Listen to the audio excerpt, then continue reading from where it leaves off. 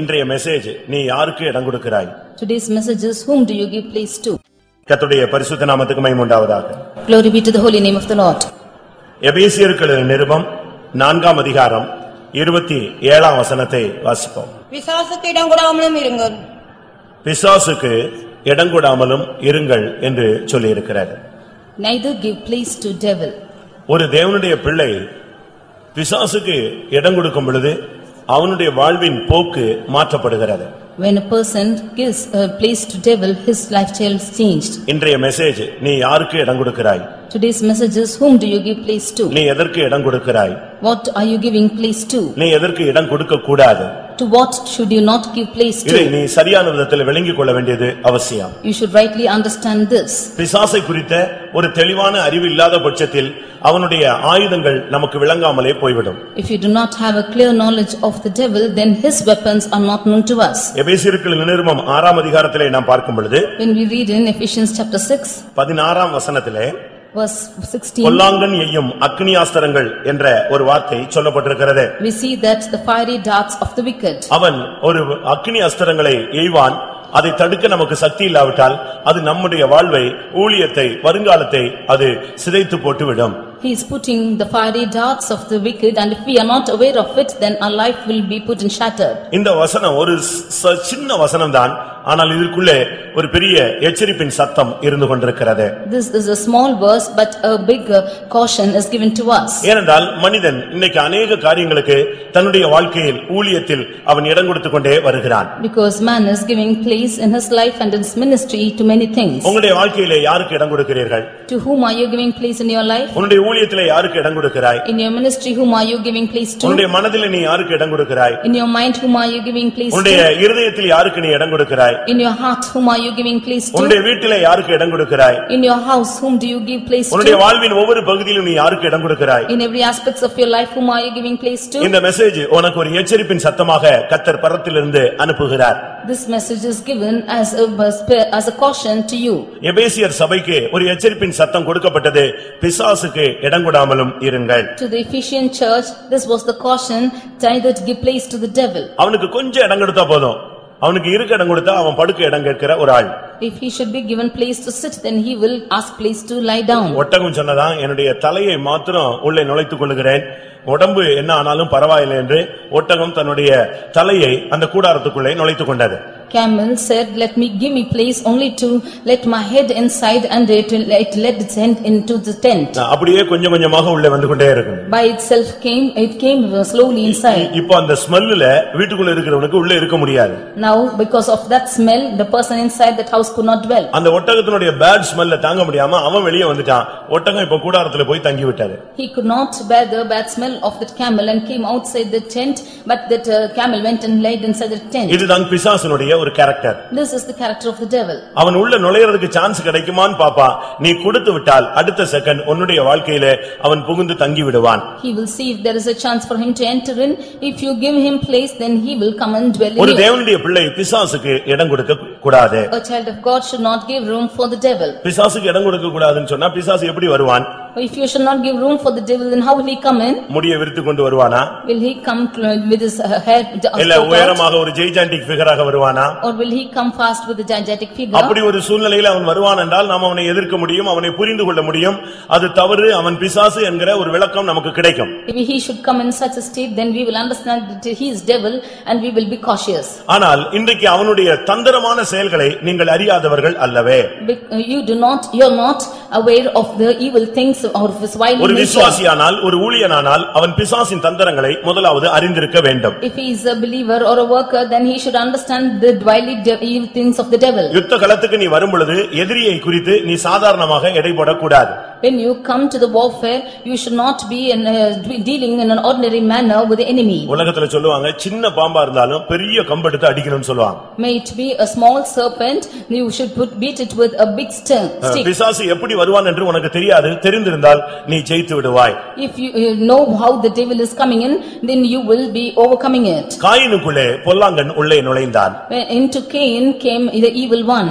அவனை பெற்றெடுக்கும் பொழுது அவனுடைய தாய் சொன்னாள், தேவனால் ஒரு குமாரனை நான் பெற்றெடுத்தேன் என்று என்று சொன்னாள். When his mother gave birth to him, he said that I have got the son of God. ஆனால் புதிய ஏற்பாட்டிலே அப்படி அல்ல, அவன் பொல்லாங்கினால் உண்டாயிருந்தான் என்று வேதம் சொல்லுகிறது. But in the New Testament the word of God says that he is become begotten of the wicked. அப்படினால் அவன் மனுஷ கொலைபாதகனாக, எரிச்சல் உள்ளவனாக, கோபம் உள்ளவனாக, சகோதரனையே கொலை செய்யக்கூடியவனாக அவன் மாறி போனான். Therefore he became an angered person who was a murderer, who could even murder his own brother. 3.5 வருடம் ஊழியம் செய்ததானே யூதாசுக்கு பிசாசின் தந்திரம் புரியாமல் போய்விட்டது. 3.5 years Judas who ministered with Jesus, he could not understand the fiery darts of devil. அவனுக்கு இயேசுவை தெரிந்திருந்தது, He knew Jesus, பரலோகம் தெரிந்திருந்தது. he knew heaven, ஆனால் பிசாசு எந்த சூழ்நிலையிலே வந்து நம்முடைய வாழ்வை கெடுப்பான் என்று அவனுக்கு அறியாமல் இருந்தான்.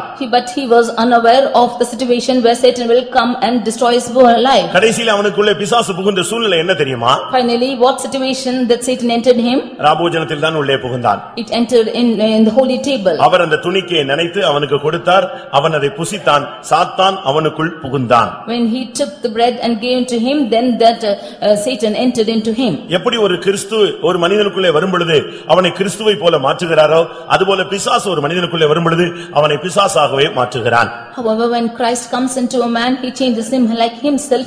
Even so, when devil comes into a man, he changes him like him. அதனால தான் இயேசு சொன்னார், உங்களில் ஒருவன் பிசாசாய் இருக்கிறான் என்று சொன்னார். Therefore Jesus said, one of you among you is like a devil. ராபோஜனத்திலே அவனுக்குள்ளே பிசாசு புகுந்தது, கொஞ்ச நாளில் அவனை பிசாசாய் மாற்றினது. In the holy communion, Satan entered into him and totally turned him into a Satan after few days. தாவீது சாத்தானால் ஏவப்பட்டான் என்ற ஒரு வார்த்தை சொல்லப்பட்டிருக்கிறது. We see that David is also inspired of the devil. ஒரு அபிஷேகம் பண்ணப்பட்ட மனிதன், He was an anointed man of God. கோலியாத்தை மேற்கொண்ட ஒரு மனிதன், He who overcame Goliath. இஸ்ரவேலுக்கு ஒரு பெரிய ரட்சிப்பை ஏற்படுத்தின மனிதன். He who caused us great salvation to Israel. ஆனால் அவனுக்குள்ளே திடீரென்று ஒரு ஏவுதல் வந்தது. அது என்ன ஏவுதல் என்பதை அவனால் நிதானிக்க முடியாமல் போய்விட்டது. But all of a sudden there came an urging in his heart. He did not know what it was for. வேதம் சொல்லுகிறது, சாத்தான் அவனை ஏவி விட்டான். The word of God says that Satan tempted him. அந்த ஏவுதலை அவனுக்குள்ள இருந்த அபிஷேகத்தினால் அவன் பகுத்தறிந்து கண்டுபிடிக்க இயலாதவனாய் போய்விட்டான். With the anointing in him, he was not able to understand that urging of the devil. கடைசியிலே அவன் தோற்று போனான். Finally he defeated. அவனுடைய ஜனங்கள் அநேகர் அழிக்கப்பட்டு போனார்கள். And because of it, many of people were ஒரு மனிதனுடைய destroyed. தவறினாலே அநேக ஆத்துமாக்கள் அழிந்ததை நாம் வேதத்திலே பார்க்க முடியும். We see that many of them were destroyed because of one man's error. ஒரு தகப்பன் பிசாசுக்கு இடம் கொடுக்கும் பொழுது அந்த குடும்பமே சீரழிந்து போய்விடுகிறது. When father gives room for the devil, that whole family shattered. ஒரு தாய் பிசாசுக்கு இடம் கொடுக்கும் பொழுது அந்த குடும்பம் நடுத்தெருவில் வந்து நின்றுவிடும். When a mother is giving room for the devil, then that family will come to the mid streets. ஒரு வீட்ல ஒரு வாலிப பையனோ ஒரு பெண்ணோ தவறான பாதைகளுக்கு தங்களை இடம் கொடுக்கும் பொழுது அந்த குடும்பம் தலைகுனிய ஆரம்பிக்கிறது. When a young boy or a young girl in the family give room for bad manners, then that whole family is being put to shame. ஒரு சபை ஊழியக்காரன் பிசாசுக்கு இடம் கொடுக்கும் பொழுது அந்த சபை முன்னேற்றம் அது தடுக்கப்பட்டு விடுகிறது. When the servant of God give room for the devil, then the progress of the church is being hindered. தாவீது ஒரு தலைவன், அவன் சாத்தானுக்கு இடம் கொடுத்த பொழுது அவனுடைய தேசத்தின் ஜனங்கள் அழிக்கப்பட்டார்கள். David was the head and he gave room for the devil, then the people of that land were destroyed. அதனால்தான் அவன் போய் கடைசியாக ஆண்டவரிடத்தில் சொன்னான், ஆண்டவரே, நான் தானே தவறு செய்தேன், இந்த ஆடுகள் என்ன தவறு செய்தது, அதையே நீர் தண்டிக்க வேண்டும் என்று கர்த்தரிடத்திலே மன்றாடினான். That is why he pleaded to the Lord that what I only have sinned, what have these sheep have done, and therefore he pleaded unto the Lord. சாத்தானுடைய ஏவுதலை அவனால் புரிந்து கொள்ள முடியவில்லை. He was not able to understand the urging of the devil. ஒரு பெரிய நியாயத்தீர்ப்பு வந்த பின்புதான் அவனுக்கு சாத்தானுடைய ஏவுதலை புரிந்து கொள்ள முடிந்தது. Only after a great judgment he was able to understand the urging of the devil. அனனியா சப்பீராளை குறித்து நாம் பார்க்கும் பொழுது, When we read about Ananias and Sapphira, அவர்களுக்குள்ளே சாத்தானுடைய ஏவுதல் வந்தது. அதை அவர்கள் விளங்கிக் கொள்ள முடியாமல் கடைசியிலே ரெண்டு பேருமே செத்து போனார்கள். they had the urging of the devil, they were not able to understand it. Finally both of them were put to death. அதனால்தான் பேதுரு அந்த அனனியாவிடத்தில் பேசும் பொழுது, நீ காணிக்கையிலே வஞ்சிக்க முடியாக உன் இருதயத்தை சாத்தான் நிரப்பினது என்ன என்று அவன் கேட்கிறான். Therefore, when Peter is speaking to Ananias, he is telling, how has Satan deceived thy heart, that thou hast conceived this thing in thy heart? உன் இருதயத்தை சாத்தான் நிரப்பினதினால் நீ காணிக்கையிலே ஏமாற்ற ஆரம்பித்தாய். Because Satan has filled thy heart, you have deceived in the offering. ஆனபடியால் நீ மரிக்கிறாய். Therefore, you are going to die. நீ மரித்தது மாத்திரமல்ல, அவனுடைய மனைவியும் அதே பொய்யை சொன்னபடினால் அவளுமே மரித்து போய்விட்டாள். You have not only died, but because the same line was uttered by thy wife, she also has to die. சில குடும்பங்கள் விமோசனம் அடையாததுக்கு காரணம் காரணம் புருஷனும் மனைவியும் ஒருமித்து தவறுகளுக்கு இடம் கொடுப்பதினால். Some families are not progressing because the husband and wife are unitedly giving room for the same mistake. எபேசியர் சபையிலே இப்படிப்பட்ட சூழ்நிலைகள் இருந்தபடினால் ஆவியானவர் பவுல் மூலமாக பேசினார், நீங்கள் பிசாசுக்கு இடம் கொடாமல் இருங்கள். Because such situations were prevailing in the Ephesian church, the Spirit of God spoke to Saint Paul saying, do not give room for the devil. சகரியாவின் புத்தகத்திலே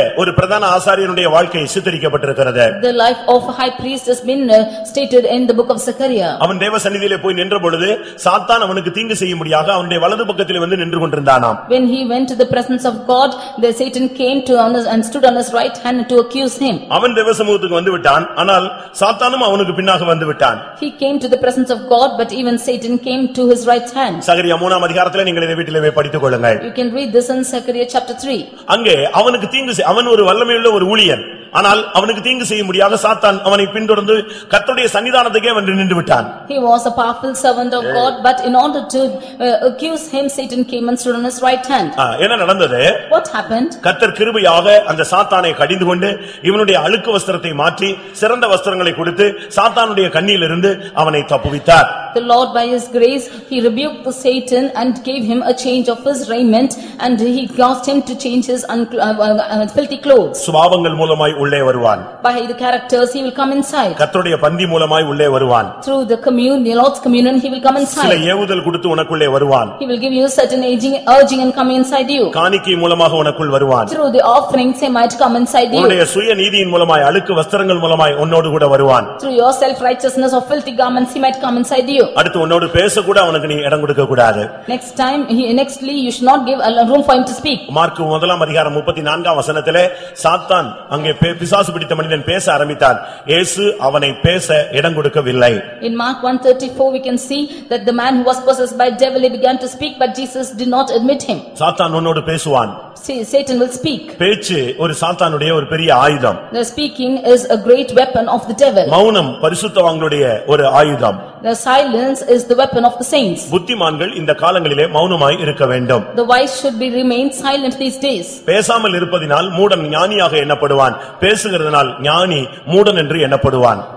The fool will become wise even if he does not speak, because of speaking even the wise will become a fool. அதனால்தான் வேதத்திலே சொல்லி இருக்கிறது, உன் பேச்சினால் நீ சிக்குண்டாய் அகப்பட்டாய் என்று சொல்லி இருக்கிறது. Therefore in the word of God we see, but by your talks you have been caught. அவசியம் இல்லாமல் யாரோடும் நீங்கள் பேசி பழக வேண்டாம். Unnecessarily you should not speak to anyone.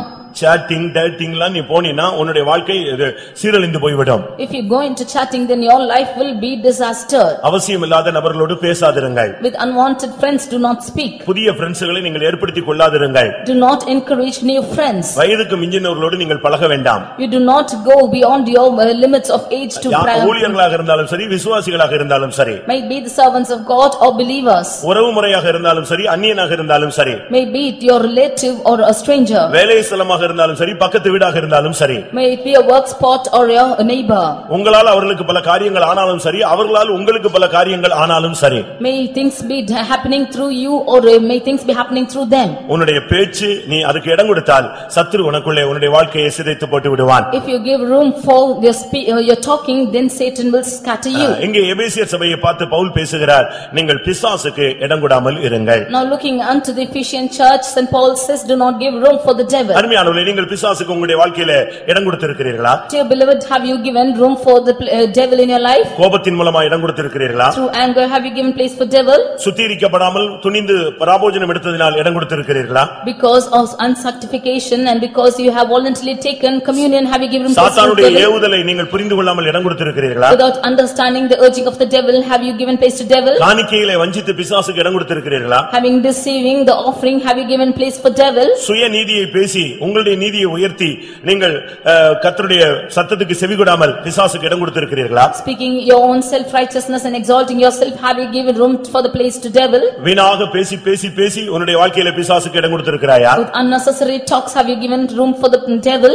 நம்ம கவனமாக இருக்க வேண்டிய ஒரு காலம் இது. This is the period when you should be very careful. முதலாவது நீ பிசாசுக்கு இடம் கொடுக்க கூடாது. Firstly you should not give place to the devil. உன் வாழ்க்கையிலே நீ இடம் கொடுக்க கூடாத சில காரியங்கள் இருக்கிறது. There are places where you should not give place to the devil in your life. life. ஒரு சிலருக்கு இடம் கொடுத்து விட்டு திரும்ப அவர்களை வெளியே போக சொன்னால் எப்படி போவாங்க?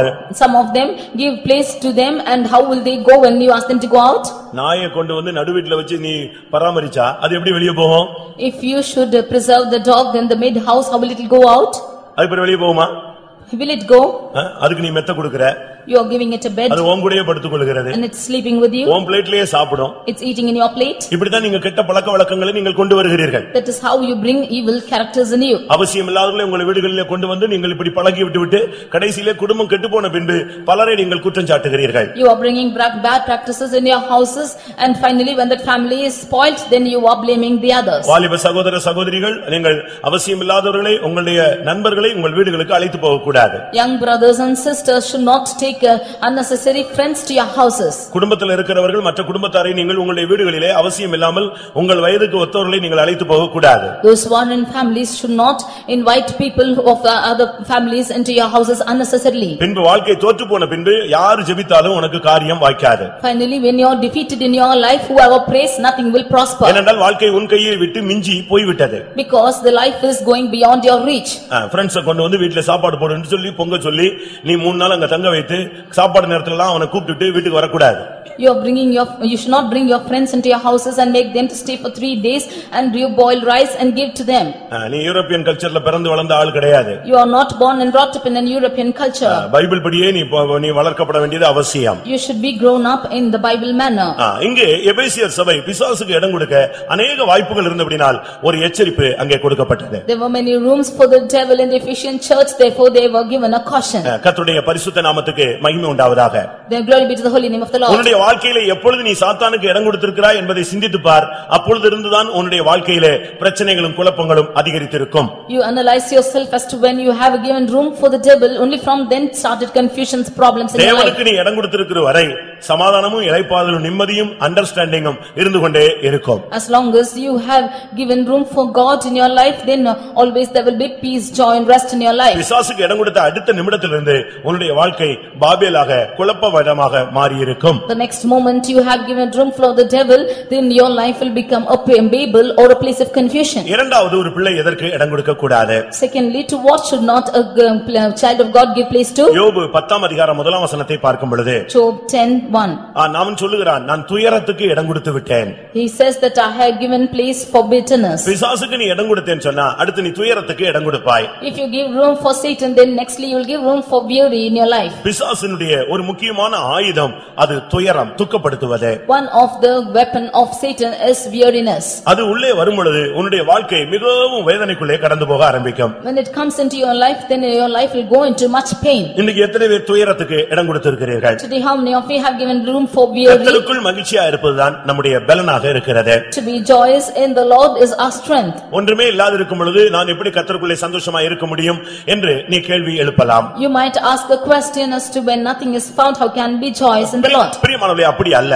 Beloved, it's not so. கர்த்தருக்குள்ளே மகிழ்ச்சியா இருப்பது என்றது ஒன்றுமே இல்லாவிட்டாலும் மகிழ்ச்சியா இருக்கிற ஒரு பிராக்டீஸ் தான் ஒரு தேவனுடைய பிள்ளையினுடைய பழக்கவழக்கம். The practice of a child of God is to be joyous in the Lord even without anything. ஒரு தேவனுடைய பிள்ளை என்று சொல்லுகிறவன் அவன் துயரத்துக்கு இடம் கொடுக்கவே கூடாது. A child of God should never give room for a weariness. இன்னைக்கு अनेक தேவனுடைய பிள்ளைகள் துயரத்துக்கு அடிக்கடி இடம் கொடுக்கிறார்கள். Many children of God are giving room for weariness in their life. யாராவது ஒன்று சொல்லிவிட்டால், If anybody tells anything, யாராவது ஏதாவது பேசிவிட்டால், or if anybody speaks, யாராவது ஸ்தோத்திரம் சொல்லாமல் போய்விட்டால், if anybody does not tell a praise the Lord, யாராவது கண்டும் காணாமல் போய்விட்டால், if anybody goes without saying, யாராவது மதிக்காமல் போய்விட்டால், if anybody does not give respect, யாராவது சிரிக்காமல் போய்விட்டால், if anybody does not smile, உடனே இவங்க அப்படியே கப்பலே கவிழ்ந்து விட்டது போல அப்படியே வாழ்க்கையில எங்கேயோ போய்விடுகிறார்கள். immediately they think as the ship is overturned and they go into some part of their life. நீ ஒரு தேவனுடைய பிள்ளை. You are a child of God. நீ கர்த்தருக்குள் மகிழ்ச்சியா இருக்கிற அந்த பயிற்சியை நீ எடுத்திருக்க வேண்டியது அவசியம். It is needful for you to take the practice to be joyous in the Lord. இங்க யோபு சொல்லுகிறான், நான் என் துயரத்துக்கு நான் இடம் கொடுத்து விட்டேன். Here Job says that I have given place for weariness. ஒரு பகுதியில் அவன் உத்தமன்,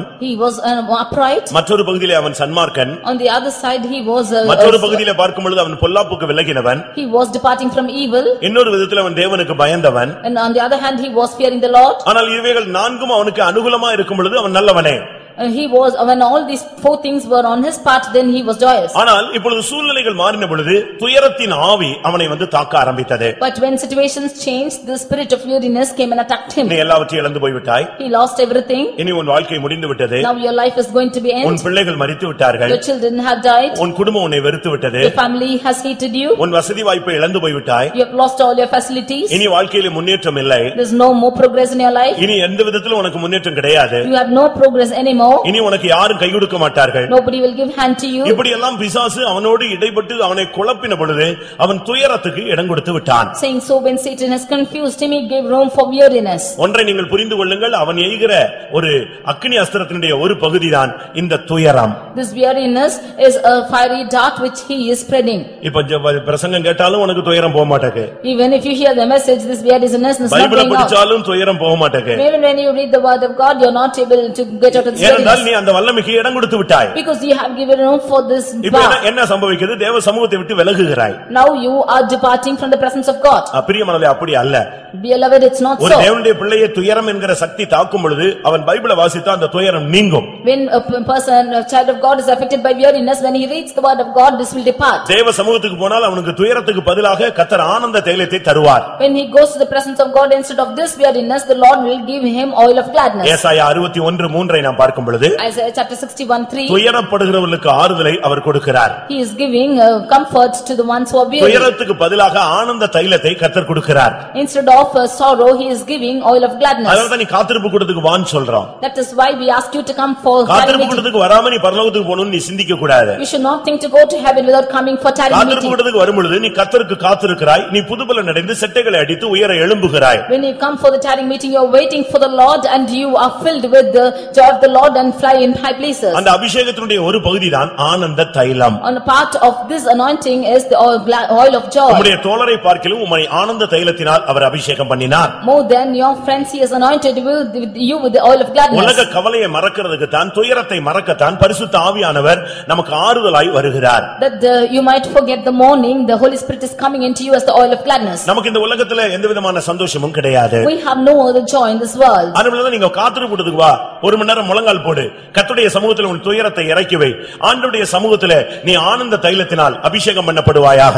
That is why you come for the tarrying meeting, you put down the bad ones in the presence of God and be filled with the oil of gladness. மணவாளன் கூட இருக்கும் பொழுது நீ துயரப்பட வேண்டிய அவசியம் இல்லை. When the bridegroom is with you, you should not mourn. மத்தேயு 9:15 பார்க்கும் பொழுது Matthew 9:15 when we read, மணவாளன் கூட இருக்கும் பொழுது நீ துயரப்பட வேண்டிய அவசியம் இல்லை. when the bridegroom is with you, you should not mourn. கர்த்தருடைய பிரசன்னம் உன்னோடு இல்லாத பொழுதுதான் உனக்கு துயரம் என்கிற அந்த ஆயுதம் உன்னை தாக்கி விடுகிறது. The presence of God is not with you, then this weariness is attacking உங்களில் you. எத்தனை பேர் பிசாசுக்கு துயரத்துக்கு இடம் கொடுக்கிறீர்கள்? How many of you have given room for this weariness and Satan? நீ அவைகளுக்கு இடம் கொடுக்கும் பொழுதுதான் உன்னுடைய வாழ்க்கையை அது இழுத்துக் கொண்டு போய் விடுகிறது. Only when you give room for this in your life, then it will take your life out. இந்த துயரம் வரும் பொழுது அவிசுவாச அறிக்கை வரும். When this weariness comes into you, then disbelief comes into your mouth. இந்த துயரம் வரும் பொழுது ஜெபம் நின்று போய்விடும். When this weariness comes, then prayer is stopped. இந்த துயரம் வரும் பொழுது பரிசுத்தவான்களுடைய ஐக்கியம் குறைந்து போய்விடும். When this weariness comes, then the fellowship of the saints is shortened. இந்த துயரம் வரும் பொழுது உன்னுடைய வீட்டிலே தேவ சமூகம் விலகி போய்விடும். When the weariness comes into you, the presence of God departs from your house. துயரம் என்கிற ஆயுதம் உன்னை தாக்கினால் உடனே நீ ஆனந்த தைலத்துக்கு இடம் கொடுத்து உன்னுடைய வாழ்க்கையை சீர்படுத்திக் கொள்ள வேண்டியது அவசியம். If weariness is attacking you, immediately you should give room for the oil of gladness and set right your life. ரோமர் 14:16 பார்க்கும் பொழுது Romans 14:16. அங்கே என்ன சொல்லப்பட்டிருக்கிறது? What is told there? உங்களுடைய நன்மை தூஷிக்கப்பட இடம் கொடாதிருங்கள். You should not allow your good to be evil spoken of. உங்களுடைய ரட்சிப்பு தூஷிக்கப்பட நீங்கள் இடம் கொடுக்க கூடாது. Your salvation should not be evil spoken. உங்களுடைய விசுவாச ஜீவியம் தூஷிக்கப்பட இடம் கொடுக்க கூடாது. Your life of faith should not be evil spoken of. உங்களுடைய பெந்தேகோஸ்தே வாழ்க்கை மற்றவர்களால் தூஷிக்கப்பட கூடாது. Your Pentecostal life should not be evil spoken. நீங்கள் எதற்கு இடம் கொடுக்கிறீர்கள்? What are you giving room to? உங்கள் மூலமாய் தேவனுடைய நாமம் மகிமைப்பட இடம் கொடுக்கிறீர்களா? உங்கள் மூலமாய் தேவனுடைய நாமம் தூஷிக்கப்பட இடம் கொடுக்கிறீர்களா? Is the name of the Lord glorified through you, or is the name of the Lord being accused because of you? வேதம் தெளிவாக சொல்லுகிறது, உங்கள் நன்மை தூஷிக்கப்பட இடம் கொடாதிருங்கள். The word of God clearly says, let not your good be evil spoken of. உனக்கு தேவன் கொடுத்த கிருபையை மற்றவர்கள் தூஷிக்க கூடாது. The grace that God has given to you, that others should not evil speak. அப்படியானால் அவர்கள் தூஷிக்கிறார்கள் என்று சொன்னால் உன்னுடைய ரட்சிப்பு சரியான விதத்தில் அமையவில்லை, உன்னுடைய செயல்களில் எங்கேயோ தவறு இருக்கிறது. If the others are evil speaking about your salvation, then your salvation is not right, there is somewhere wrong. ரோமர் 2:20 23 24 வசனங்களை நாம் பார்க்கும் பொழுது Romans 2:23 and 24. அங்க என்ன சொல்லி இருக்கிறது? What is told here? நியாயப்பிரமாணத்தை நீ மீறும் பொழுது உன்னிமித்தம் தேவனுடைய நாமம் தூஷிக்கப்படுகிறது. When you are going across the law, then because of you the name of the Lord is evil spoken of. நீ பிரமாணத்தை மீறும் பொழுது நீ தேவனை கனவீனம் பண்ணுகிறாய். When you are going against the Lord, you are dishonoring the Lord. நீ பைபிளை கையில வச்சிட்டு பைபிள் வசனத்தை நீ மீறி நடக்கும் பொழுது நீ தேவனை கனவீனம் பண்ணுகிறாய். When you are having the word of God in your hand and you are not speaking against it, then you are dishonoring the Lord. தேவனுடைய நாமம் புறஜாதிகளுக்குள்ளே உங்கள் மூலமாய் தூஷிக்கப்படுகிறது. The name of the Lord is being accused in the presence of the Gentiles. ஆண்டவருடைய நாமம் உன் மூலமாய் தூஷிக்கப்படக்கூடாது. The name of the Lord should not be accused because of you. நீங்க யோசிச்சு பாருங்க. You just think and see. உங்கள் மூலமாய் எப்பொழுதாவது ஆண்டவரை மற்றவர்கள் குறை சொல்லி இருக்கிறார்களா? Has anybody blamed the Lord because of you? உங்க பைபிள் என்ன சொல்லுகிறதுன்னு கேக்குறாங்களா? They said what does the word of God say? உங்க சர்ச்சில் இப்படி தான் சொல்லி கொடுக்கறாங்களான்னு கேக்குறாங்களா?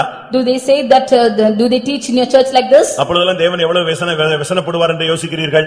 How many of you think that the Lord will be worried because of this? நிச்சயமாய் உங்கள் மூலமாய் தேவனுடைய நாமம் தூஷிக்கப்படுகிறது. Truly the name of the Lord is blasphemed because of you. வேலைஸ்தலங்களில் நீ ஒரு தவறு செய்யும் பொழுது, When you are committing wrong in your workplaces, குடும்ப வாழ்க்கையில நீ ஒரு தவறு செய்யும் பொழுது, when you are committing a mistake in your family உன் life, வாலிப பிராயத்தினால் நீ ஒரு தவறு செய்யும் பொழுது, in your youth age when you are committing a mistake, உன்னுடைய ஊழியத்தில் உன்னுடைய பிரதிஷ்டையில் நீ தடுமாறும் பொழுது, when you are breaking in your consecrations in your ministry, அப்பொழுதெல்லாம் தேவனுடைய நாமம் தூஷிக்கப்படுகிறது. all that times the name of the Lord is blasphemed. உடனே வந்து சொல்லுவாங்க, அவங்க உன்னைய குறை சொல்றதை விட பைபிளை குறை சொல்லுவாங்க. Immediately they will blaspheme more than the word of God more than you. உன்னை குறை சொல்றதை விட மார்க்கத்தை குறை சொல்லுவாங்க. They will blaspheme the religion more than you. உன்னை குறை சொல்றதை விட தேவனுடைய நாமத்தை தூஷிப்பார்கள். More than blaming you, they will blame the name of the Lord. அன்னைக்கு ஒரு இடத்துக்கு போயிருக்கும் பொழுது, When I had gone to a place, ஒருத்தர் சொல்றாரு, இப்படி மேலையும் கீழையும் இடது பக்கம் வலது பக்கம் அடிச்சா போதுமா, வாழ்க்கை வேணுங்க அப்படிங்கிறார். one person said, is it good for you, enough for you to just put on the cross like this, they should come into life. நம்ம ஆளுங்க கூட ஒரு சிலருக்கு இன்னும் தெளிவான தெய்வீக சக்தி அந்த அறிவு வேத அறிவு இல்லாதனால இப்பவும் அவங்க நெத்திலையும் இடது பக்கமும் வலது பக்கம் கை வச்சுட்டு தான் அலையறான். நம்ம வீட்டுல போய் ஜெபிச்சா அதை செய்யறான். அரசியல இருந்து வந்தது ஆள் கிடையாது, எங்கேயோ பாத்துருக்கான். Because our people do not have a clear knowledge of the word of God, they are still putting on the cross like this even after we pray. அது பிள்ளையார் கோயில பார்த்த உடனே எல்லாரும் தலையில கொட்டுவான். அது ஒரு பிராக்டிஸ். நம்ம ஆளுங்க நெற்றியில இருந்து இடது பக்கம் வலது பக்கம் அப்படி அல்ல. உயரத்திலிருந்து அவர் வந்து இடது பக்கத்தில் இருந்த நம்மை வலது பக்கத்துக்கு கொண்டு வந்தார். இது நீ டெய்லி சொல்லிட்டு இருக்க வேண்டிய அவசியம் இல்ல.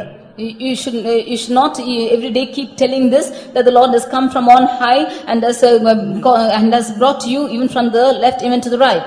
நீ வந்து செய்ய வேண்டியது உன் நிமித்தம் தேவனுடைய நாமம் தூஷிக்கப்படாம பாதுகாத்தா அது போதும். What you should do is that the name of the Lord should not be blasphemed through you. தேவனுடைய வசனத்தை நீ மீறும் பொழுது உன் மூலமா தேவனுடைய நாமம் தூஷிக்கப்படுகிறது. When you are breaking the law of the Lord, then the name of the Lord is blasphemed through you. இரண்டாம் பேதுரு 2ஆம் அதிகாரம் 2ஆம் வசனத்திலே பார்க்கும் பொழுது, 2 Peter 2:2, அங்க என்ன சொல்லப்பட்டிருக்கிறது? what is told there? உங்களுடைய கெட்ட நடக்கைகளினாலே சத்திய மார்க்கம் தூஷிக்கப்படுகிறது. By reason of the way of truth that shall be even spoken. உன்னுடைய நடக்கை சரியில்லாத பட்சத்திலே உன்னுடைய சபையை உன்னுடைய மார்க்கத்தை குறை சொல்லுவாங்க.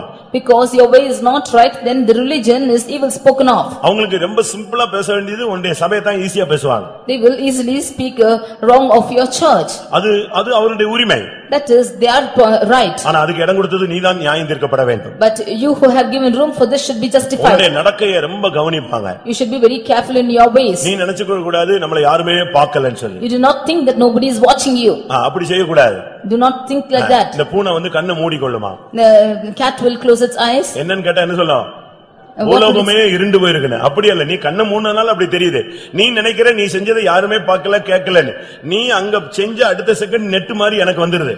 You think that nobody has seen you, nobody has watched over you, but immediately it comes like a net towards me. நம்மால எங்க நிக்கறான்னு சொல்லுவான்.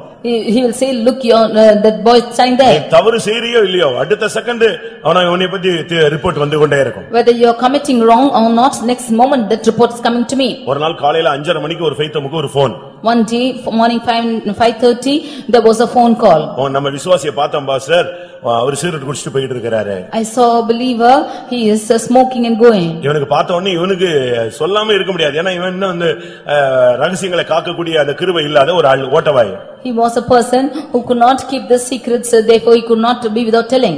கடைசில உடனே இவர்தான் எழுப்பிட்டான்ல, உடனே இவர் அவருக்கு போன் அடிச்சு, என்ன பிரதர் நீங்க என்ன லைன் மாறிட்டீங்களான்னு கேக்குறாரு. Immediately he called over the phone and asked whether he was changed over his line. உடனே அவரை கூப்பிட்டு கேக்குறாங்க, என்ன நீங்க மாறிட்டீங்களா, நீங்க உங்களுக்கு நம்பி நாங்க வச்சிருந்தோம் சபையில, நீங்க ஏதோ தடுமாறின மாதிரி கேள்விப்பட்டேன் அப்படி இப்படின்னு இவர் சுத்தி சுத்தி பேசுறாரு. Immediately he twisted and he spoke to him saying that we have kept you in important position and you have staggered in your way. கடைசில நேரடியா கேட்டாச்சு, நீங்க இப்படி சிகரெட் குடிச்சதா கேள்விப்பட்டோம். Finally he asked him that whether he has smoked when we have heard of it. உடனே அவர் சொன்னார், நானா சிகரெட்டா, நான் ரட்சிக்கப்படுறதுக்கு முன்னாலே குடிச்சது இல்லையே அப்படினா. He said, even before I was saved I have not smoked. How is it? நான் ரட்சிக்கப்படுறதுக்கு முன்னாலே நான் குடிச்சது கிடையாது. I have not smoked even before I was saved. அப்படி இருக்கும்போது நான் எப்படி இப்ப குடிப்பேன்? How will I smoke now? கடைசில ரொம்ப விசாரிச்சு பார்த்தா பனியில அவர் கொட்டாவி விட்டு இருக்காரு, வாயில இருந்து புகையா வந்திருக்கு. Finally looking at him he just yawned and it looked as the smoke. நம்மால அத பார்த்துட்டு என்ன சொல்லிட்டான், நம்மாளுக்கு போது சும்மா புகை கிளப்புனா போதுமே, இவன் ஏதாவது சொல்லிட்டே இருப்பான். And if only smoke comes out of the mouth, he will speak something. உடனே குற்றச்சாட்டுகள், Immediately accusing. நீங்க தவறு செய்தா நீங்க உங்களுடைய மூலம் தேவனுடைய நாமம் தூஷிக்கப்படும். அதனால ரொம்ப கவனமாக நீங்கள் செயல்பட வேண்டும். If you are committing a mistake, the name of the Lord will be blasphemed because of you. Therefore you should be careful. இன்னைக்கு நம்முடைய ஜீவியம் எப்படி இருக்கிறது? Today how's our life? உங்களுடைய கெட்ட நடக்கையினாலே சத்திய மார்க்கம் தூஷிக்கப்படுகிறது. By your pernicious ways, the way of the truth is even spoken of. நீங்க இதுக்குள்ள வந்துட்ட பிறகு நீங்க கையில பெரிய ஒரு வேத புத்தகம் இருக்கு, அது விலையேற பெற்றது, அது தூஷிக்கப்பட நீ இடம் கொடுக்கவே கூடாது. When you come into this religion, you have the great word of God in your hands and it should not be accused. அதனால சங்கீதக்காரன் சொல்லுகிறான், Therefore the psalmist says, துன்மார்க்கனே, O wicked, நீ ஏன் வேதத்தை பேசுகிறாய்ன்னு சொல்றான். why are you speaking about the good? நீ வசனத்தை எனக்கு உனக்கு முதுகுக்கு பின்னாக எறிந்து போட்டு நீ சத்தியத்தை எப்படி பேசலாம்? Why are you throwing the word of God behind your back and speaking the truth? வசனத்தை தூக்கி பின்னால தூக்கி போட்டுட்டு நீ பைபிளை பத்தி என்ன பேசுறது? You are throwing away the law behind your back and speaking the truth. சங்கீதம் 50ஆம் சங்கீதம் 16ஆம் வசனத்தை பார்க்கும் பொழுது, Psalm 50 verse 16. தேவன் துன்மார்க்கனை நோக்கி, Lord is looking unto the நீ என் wicked. பிரமாணங்களை எடுத்துரைக்கவும் என் உடன்படிக்கையை உன் வாயினால் சொல்லவும் உனக்கு என்ன நியாயம் உண்டு? What have you got to declare my statutes or taking covenant in their mouth? அவன் இன்னைக்கு நம்மளை விட புறஜாதிகள் நல்ல வசனம் பேசுவான், அதனால நீங்க ரொம்ப கவனமாக இருக்க வேண்டும். The Gentiles are speaking the word of God better than us, therefore you should be very careful. நீ மற்றவன் மூலமாய் உன் மூலமாய் தேவனுடைய நாமம் தூஷிக்கப்பட அனுமதிக்க கூடாது. You should not allow the name of the Lord to be blasphemed through you. அடுத்து எப்பொழுது தேவனுடைய நாமம் தூஷிக்கப்படுகிறது? Nextly, when is the name of the Lord blasphemed? இந்த குடும்பத்தில் இருக்கிற பொறுப்பா இருக்கிற சகோதர சகோதரிகள், தாய்மார், வாலிபத்துல கல்யாணம் கட்டி உள்ள வர்றவங்க ரொம்ப கவனமாக இருக்க வேண்டும். The mothers or the sisters who have got married and come after their marriage, you should be very careful. நீங்க குடும்ப வாழ்க்கையில போறீங்க, ரொம்ப கவனமாக நீங்கள் அடி எடுத்து வைக்க வேண்டும். You are entering the family life and you should take cautiously your every step. தீத்துல 2ஆம் அதிகாரத்தை நான் பார்க்கும் பொழுது, When we read in Titus chapter 2, 4-5 வசனங்களை நான் பார்க்கும் பொழுது, verses 4 and 5. தேவ வசனம் தூஷிக்கப்படாதபடி வாலிப ஸ்திரீகள் தங்கள் புருஷரிடத்தில் தங்கள் பிள்ளைகளிடத்தில் அன்புள்ளவர்களாய் இருக்க வேண்டும். The young women should be very careful, will be loving to their husband and children, that their youth will not be despised. வாலிப ஸ்திரீகள் சொன்னா வாலிப ஸ்திரீகள். The young women means chaste women. அவங்க வீட்ல தரித்திருக்க வேண்டும். They should be in their houses. தெளிந்த புத்தி உள்ளவர்களாய் இருக்க வேண்டும். They should be of sober mind. கற்புள்ளவர்களாய் இருக்க வேண்டும். They should be chaste. புருஷனுக்கு கீழ்ப்படிவுள்ளவர்களாய் இருக்க வேண்டும். They should be obedient to their husbands. இப்படிப்பட்ட ஒரு வாழ்க்கை வாழும் பொழுது தேவனுடைய வசனம் தூஷிக்கப்படாது. When such a life is being lived, then the name of the Lord will not be blasphemed. புருஷன் வேலைக்கு கிளம்பின உடனே பக்கத்து வீட்ல போய் உட்கார்ந்திர கூடாது. You should not go to their neighbor's house when you have a clash with your husband. புருஷன் வேலைக்கு போன உடனே உங்க அம்மா வீட்டுக்கு ஓடி போய் உட்கார்ந்திர கூடாது. When the husband is going to the work, you should not go to your mother's house. அவசியம் இல்லாம பக்கத்து வீடுகள்ல போய் நீங்க வீண் அலுவல்கள்ல சிக்கிக் கொள்ள கூடாது. Unnecessarily you should not go into the neighbor's houses and proclaim yourself in unnecessary matters. சீட்டு போடுறது, சீட்டு பிடிக்கிறது, காசு வசூல் பண்றது, இப்படி எல்லாம் நீ போய் உட்கார்ந்து எங்கேயாவது போய் மாட்டிக்கிட்டு கடைசில சபையில பஞ்சாயத்து வைக்க கூடாது. You catching chits and you are collecting money and should not come to the church and finally lay in panchayats. நான் ஒன்றை சொல்லிக் கொள்கிறேன், விசுவாசிகள் கடன் கொடுப்பதோ வாங்குவதோ விசுவாசிகளுக்குள்ளே வைத்துக் கொள்ள வேண்டாம். You should not give debts among the believers among yourselves. அப்படி நீங்கள் கடன் கொடுத்தால் திரும்ப வரும் என்று நீங்கள் என்ன கூடாது, ஸ்தோத்திரம் பண்ணி கொடுத்து விட வேண்டும். If you give such a debt, you should not expect it anymore. Whatever you receive, you should praise God and accept it. கொடுக்கும்போது கேட்கவும் கூடாது, வாங்கும்போதும் கேட்க கூடாது, கொடுக்காத போதும் இங்க சொல்லக்கூடாது. When you have given, you are not asking, should not ask us. Even when you are not repaid, you should not complain about them. உனக்கு நல்ல தெய்வீக சுபாவம் இருக்கா, கைமாறு கருதாமல் கடன் கொடுத்து விடு. If you have a divine character without expecting anything in reward, you give. அன்னைக்கோட அது மொய்ன்னு எழுதிரணும். அதுக்கு பிறகு நீ அத பத்தி யோசிச்சிட்டு அவன் வீட்ல போயிட்டு நிக்க கூடாது. With that you should write it as a gift and should not go to their household and stand. அடுத்து விசுவாசிகள் சீட்டு பிடிக்கிற பழக்கத்தை வைத்துக் கொள்ளாதீர்கள். Nextly, believers should not keep the practice of chits. ஒரு ஆள் பிடிப்பாரு, 4 பேரை சேர்த்துக்குவாரு. இதெல்லாம் பிசினஸ் சென்டர் கிடையாது, இது search. This is not a business center, this is church. இத நீங்க சரியான விதத்துல பயன்படுத்த வேண்டும். You should practice this in a right manner. நீங்க சீட்டு போட்டுட்டு 4 பேரை கூட்டிட்டு நீங்க ஒரு சீட்டு கட்டாம ஓடி போயிடுறது, இல்ல சீட்டை மொத்தமா கழிச்சிட்டு இந்த சபையை விட்டுட்டு திருச்செந்தூர்ல போய் உட்கார்ந்துக்கிறது, இந்த கதையே ஆகாது. You holding on the chits and not paying it, one of them is running off and going to another church and staying, this is all not good practices. சர்ச்சில வந்து நீ ஆராதிக்க வருகிறாய். You are coming to church to worship. இது பரலோக குடும்பம். This is a heavenly family. ஆவிக்குரிய சிந்தையோடு வாங்க, ஆவிக்குரிய சிந்தையோடு பழகுங்க, ஆவிக்குரிய சிந்தையோடு வீடு போய் சேருங்க. With spiritual mind you come to the church, you get along with one another when the spiritual man and go back home. என் பிதாவின் வீட்டை நீங்கள் கள்ளர் குகையாக மாற்ற வேண்டாம். Do not make my house a den of thieves. அது வியாபார வீடாக நீங்கள் மாற்ற வேண்டாம். You should not make it a household of பாலிய ஸ்திரீகள், வாலிப ஸ்திரீகள் உங்கள் மூலமாய் தேவனுடைய வசனம் தூஷிக்கப்பட இடம் கொடுக்க கூடாது. Young women, through you, through which the word of God should not be blasphemed. கர்த்தருடைய பரிசுத்த நாமத்துக்கு மகிமை உண்டாவதாக. Glory be to the holy name of the Lord. பிரசங்கி 5ஆம் அதிகாரம் 6ஆம் வசனத்தை பார்க்கும் பொழுது, Ecclesiastes chapter 5 verse 6. உன் மாம்சத்தை பாவத்துக்கு உள்ளாக்க உன் வாய்க்கு இடம் கொடாதே. Do not give room for your mouth that your body might sin. பிசினஸ்ல தோற்று போனவங்க, கையின் பிரயாசங்கள் அழிக்கப்பட்டவர்கள் இந்த வசனத்தை படித்துக் கொள்ளுங்கள். Those who have failed in your business and those who have been affected for the works of your hands, you learn this word. அந்த பிரசங்கி 5:6 கரெக்ட்டா சொல்லுகிறது, உன் மாம்சத்தை பாவத்துக்கு உள்ளாக்க உன் வாய்க்கு நீ இடம் கொடுத்தே விடாதே. In Ecclesiastes 5:6 it says, suffer not thy mouth to cause thy flesh to sin. உன் வாய்க்கு இடம் கொடுத்து விட்டு புத்தி பிசகினால் பேசினேன் என்று சொல்லி விடாதே. Giving room for that error in your mouth, you should not say that you have spoken foolishly. தேவன் உன் வார்த்தையினால் கோபம் கொண்டு உன் கைகளின் கிரியைகளை அழிப்பானேன். For the Lord should be angry with thy voice and destroy the work of thine hands. உன்னுடைய வார்த்தை சரியில்லைனா உன்னுடைய கையின் பிரயாசங்களை கர்த்தர் அழிப்பார் என்று சொல்லி இருக்கிறது. If your words are not right, then the works of thine hands will be destroyed. உன்னுடைய ஆசீர்வாத குறைவுக்கு காரணமே உன்னுடைய வார்த்தைதான். The lack for the work of your hands is your words. விசுவாசிகள் மற்றவர்களுக்கு சூரிட்டி கையெழுத்து போடக்கூடாது. The believers should not apply surety signature for others. வேத வசனத்தின் ஆதாரத்தில் தான் நான் பேசுகிறேன். Under the basis of the word of God I speak. ஒரு தேவனுடைய பிள்ளை மற்றவனுக்கு நீ சூரிட்டி போடக்கூடாது. A child of God should not put surety for the others. விசுவாசினா ஊழியத்தை மற்றவங்களுக்கு எல்லாம் உதவிதானே செய்யணும் அப்படினு சொல்லி இருக்கு. ஆனா நீ கண்ணில போய் விழுந்து நீ உதவி செய்யணும்னு அல்ல. A believer should help the others, but you should not enter into a snare and help others. தமிழ்ல சொல்லுவான், நீ செத்து மீன் பிடிக்க வேண்டாம். You dying yourself should not catch fish. நீதிமொழிகள் 6ஆம் அதிகாரத்திலே பார்க்கும் பொழுது, when you read in Proverbs chapter 6, என் மகனே நீ உன் சிநேகிதனுக்காக பிணைக்கப்பட்டு அந்நியனுக்கு கையெடுத்து கொடுத்தாயானால் நீ உன் வாய்மொழிகளால் சிக்கிக் கொண்டாய். My son, if you put a surety for your friend and be stricken by the stranger, then you are caught. உன் வாயின் வார்த்தைகளால் நீ பிடிபட்டாய். You are snared with the words of thy mouth. நீ எப்படியாவது தப்பிக்கொள்ள வகை தேடு. You should somehow be delivered from death. இல்லாவிட்டால் நீ படுக்கிற பாயை கூட நீ கொடுக்க வேண்டியது இருக்கும். If not, you should even give off the mat which you are sleeping. நீ போய் சூரிட்டி கையெழுத்து போட்டினா அவன் ஓடி போயிடுவான். அவன் விசுவாசி எல்லாம் நீ பார்க்காத, ஓடிடுவான். If you are giving a surety for the others, even if he is a believer, he will run off. அவன் ஓடின பிறகு நீ வீட்ல இருக்கிற உன் பாயெல்லாம் எடுத்து கொடுக்க வேண்டியது இருக்கும்.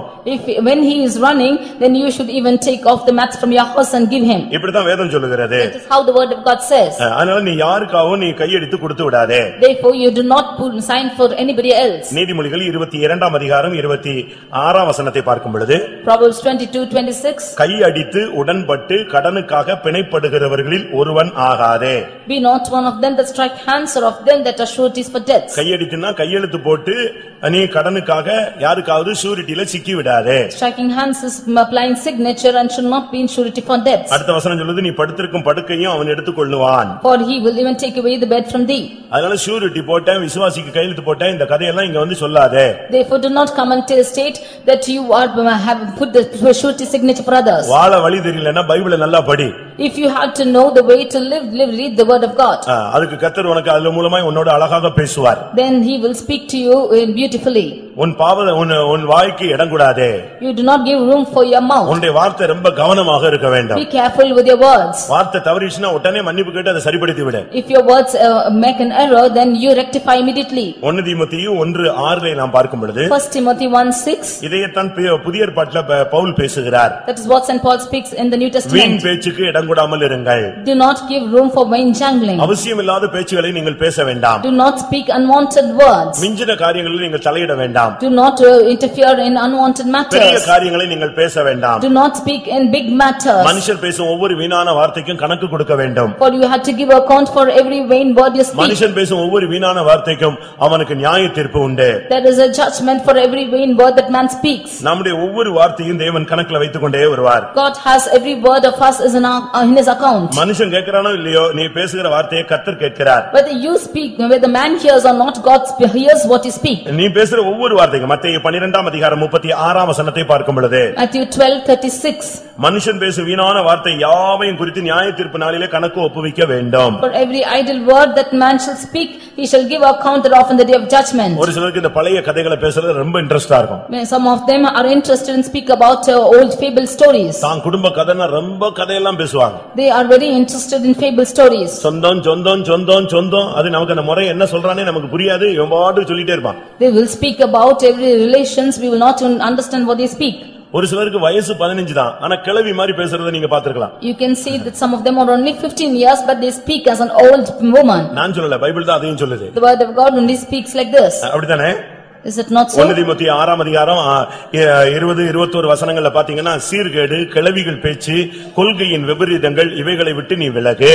In 1 Timothy chapter 6 verse 20 and 21 we see you should depart from vain babblings and profane speakings. இப்பலாம் பாத்தீங்கன்னா 10 வயசு பையன் 12 வயசு பையன் பொண்ணுங்க எல்லாம் ஏனோ ஒரு 70 வயசு ஆள் மாதிரி தான் பேசிட்டு அலையுதெல்லாம். Today we can see 10 and 12 years old boy and girl is speaking like a 70-year-old person. ஏன்னா உலக மெச்சூரிட்டி இன்றைக்கு அதிகமாக வளர்ந்து விட்டது. Because the maturity of this world has grown to this extent. ஒன்றை நீங்க புரிந்து கொள்ளணும் வார்த்தையில நீங்கள் தடுமாறும் பொழுது விசுவாசத்தை விட்டு வழுவுவீர்கள். When you are stumbling in your words then you will stumble in faith. ஒன்று வீண் வார்த்தைகளுக்கு நீ பாவத்துக்கு வீண் வார்த்தை பேசினால் பாவத்துக்கு இடம் கொடுக்கிறாய் ஆசீர்வாதம் குறைந்து போய் விடுகிறது. When you give room for vain words then you are giving room for sin and you fall short of your blessings. வீண் வார்த்தை பேசும் பொழுது நீ கணக்கு கொடுக்க வேண்டும். When you speak vain babblings you should give account. வீண் வார்த்தை பேசும் பொழுது உனக்கு நியாய தீர்ப்பு உண்டு. For every idle word you have a judgment. வீண் வார்த்தை பேசும் பொழுது கடைசியாக விசுவாசத்தை விட்டு நீ வழுவி போவாய். When you speak vain babblings you scatter from your faith. 1 தீமோத்தேயு 6:20-21 கடைசி வசனங்களை நான் பார்க்கும் பொழுது அவர்கள் விசுவாசத்தை விட்டு வழுவி போனார்கள்.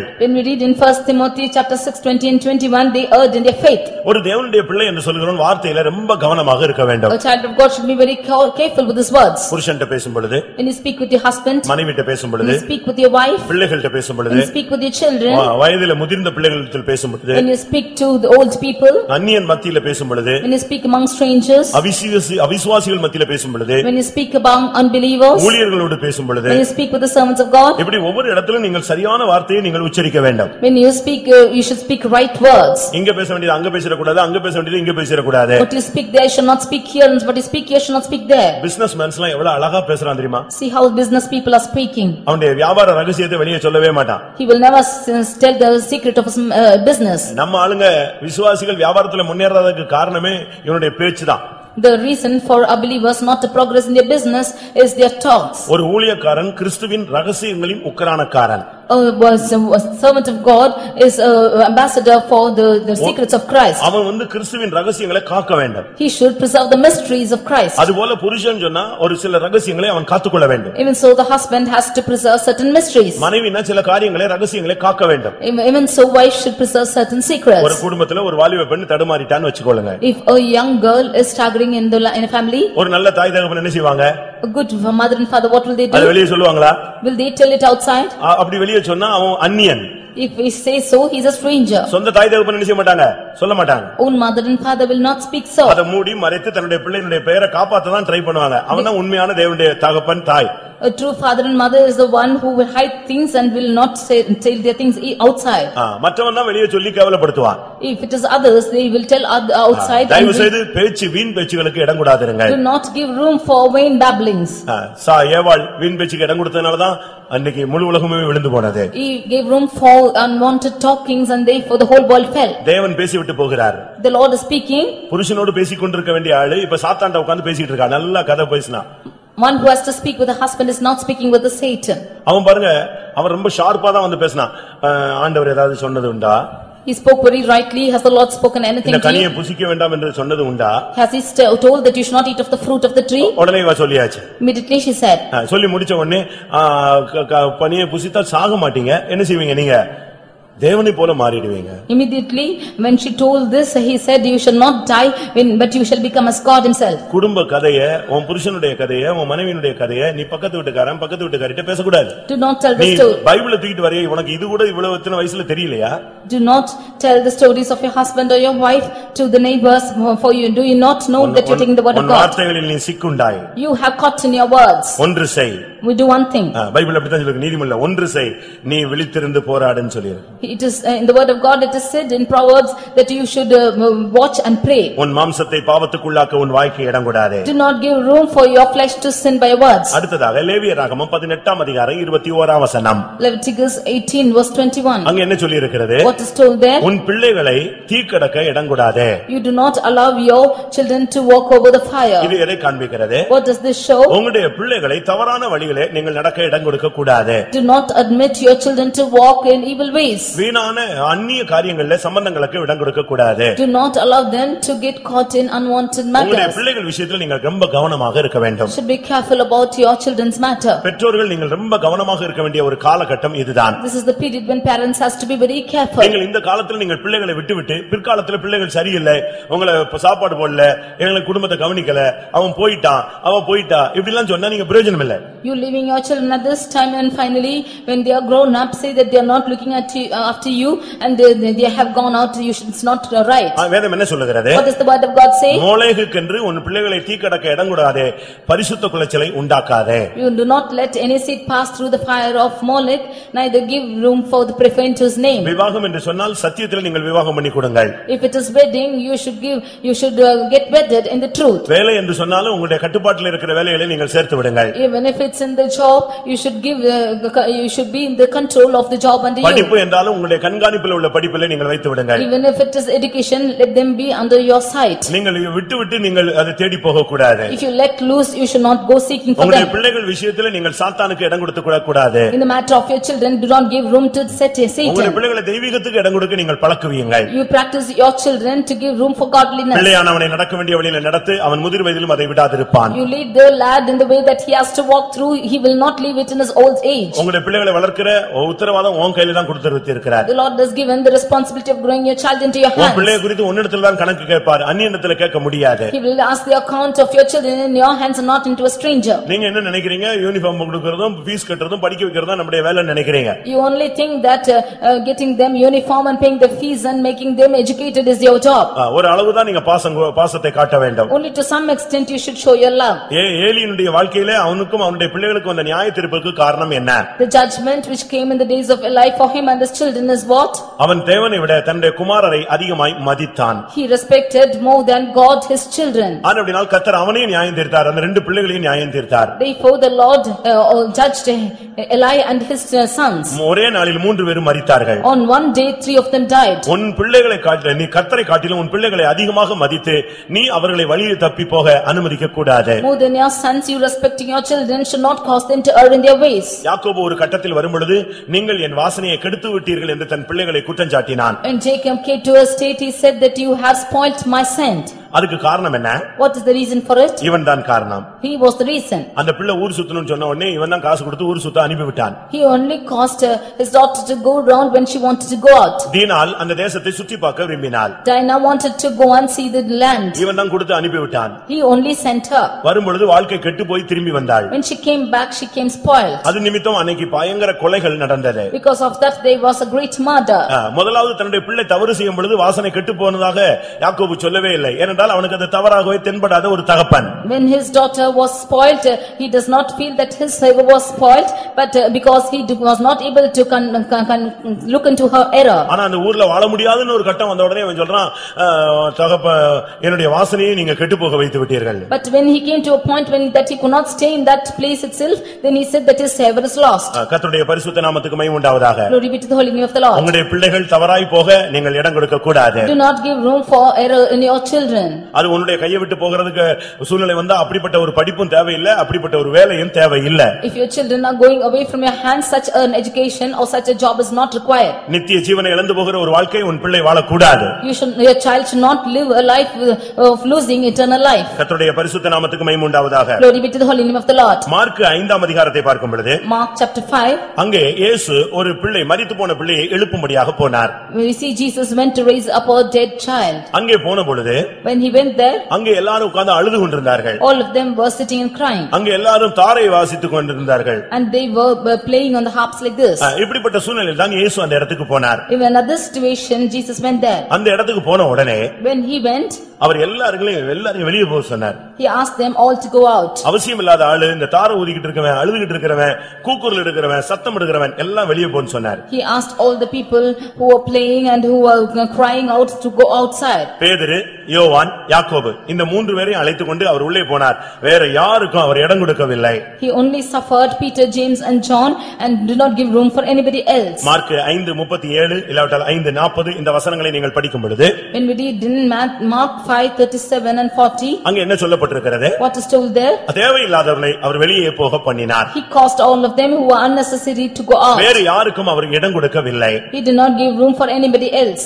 அந்த இடத்துல பேதுரு, யோவான், யாக்கோபுக்கு மட்டும் தான் அவர் இடம் கொடுத்தார். Jesus suffered only Peter, James and John. அந்த பிள்ளையின் இடத்துல போகும்பொழுது தாய் தகப்பனுக்கு மட்டும் இடம் கொடுத்தார். He allowed only the mother and father to go to the child. இது எதை காண்பிக்கிறது? What does this show? உன்னுடைய குடும்ப வாழ்க்கையில புருஷன், மனைவி, பிள்ளைகள் இவர்களுக்கு தான் இடம் இருக்கணுமே தவிர பக்கத்து வீட்டுக்காரனுக்கோ, நண்பனுக்கோ, சொந்தக்காரனுக்கோ, அண்ணனுக்கோ, அக்காவுக்கோ நீ இடம் கொடுக்க கூடாது. In your family life you should have place only for the husband, wife and children, not for the neighbor or for the brother or sister in the families. வாழத் தெரியாமல் வாழ்க்கையில முட்டிக் கொண்டிருக்கிறவர்கள் கர்த்தருடைய வார்த்தையை கவனியுங்கள். Those who are crossing in rough roads without able to live, you just hearken to the word of God. எங்க அம்மா வருவாங்க, எங்க அக்கா வருவா, எங்க அண்ணன் வருவான், எல்லாரும் வரட்டும், ஆனா வாழ்க்கையில நீ இடம் கொடுக்காதன்னு சொல்லி தருகிறேன். But your mother, you let my mother come, my sister come, my brother come, let all of them come, but do not give room for all this in your life. நீ வேற ஆளுக்கு இடம் கொடுத்தேனா உன்னுடைய வாழ்க்கை உயிரடையாது. If you give room for alien persons, then your life will not be alive. ஜெபாலய தலைவன் இயேசுவை அழைத்து வரும்படியாக போய்விட்டான்.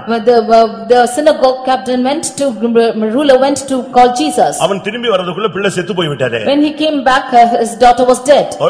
இவன் தகப்பன் வர்றதுக்கு முன்னால அதுக்குள்ள பேண்ட் செட் அடிக்கிறவங்க கொண்டு வந்து வச்சிட்டாங்க. Before the father should come back home, they even made arrangements for the band set. தகப்பன் வரல, அதுக்குள்ள இங்க மியூசிக் எல்லாம் போட்டு ஆட்டம் தொடங்கியாச்சு. செத்து போனதுக்கு 12 வயசு பிள்ளை செத்ததுக்கு ஆட்டமா?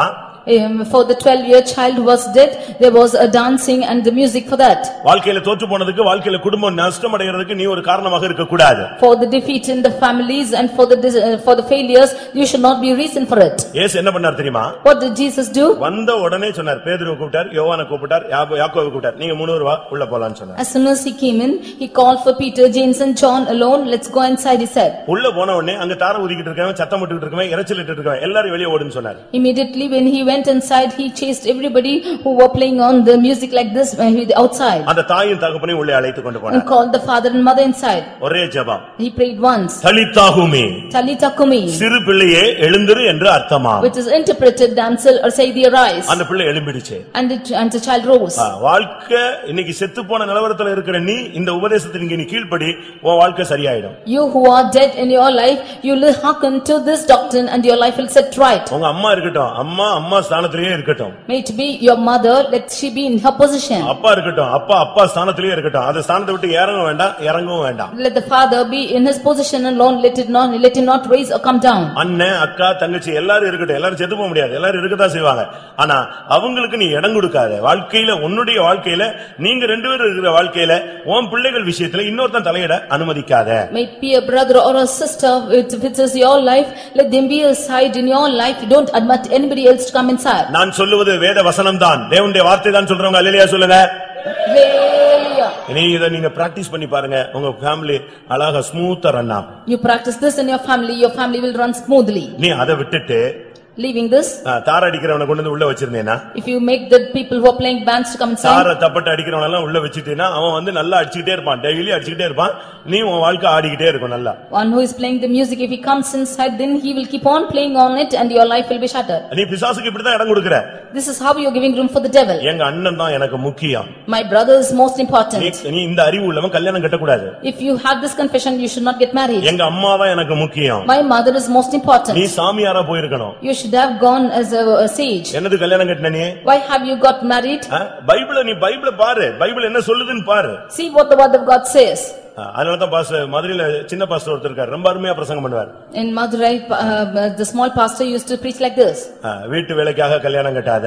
Do not get married for household works. அம்மாவை கவனிக்க கல்யாணம் கட்டாத. Do not get married for looking after your mother. சோறு பொங்கி போடுறதுக்கு கல்யாணம் கட்டாத. Do not get married to boil rice. இவ்வளவு சொல்லிட்டு saying so, பையனுடைய அம்மா இருந்தா எழும்புங்க அப்படிம்பாரு. He will ask எங்க கல்யாணத்திலேயே on the wedding itself, he will say if the mother of that boy rise up. பையன் இனிமே அவளுக்கு தான், இனி உனக்கு கிடையாது, சரியா உட்காரும்பாரு. He is no more belonging to you, he is only to her. அங்கேயே பாதி தோலை உரிச்சு கிளியர் பண்ணிடுவாரு. He will even take off their skin there itself.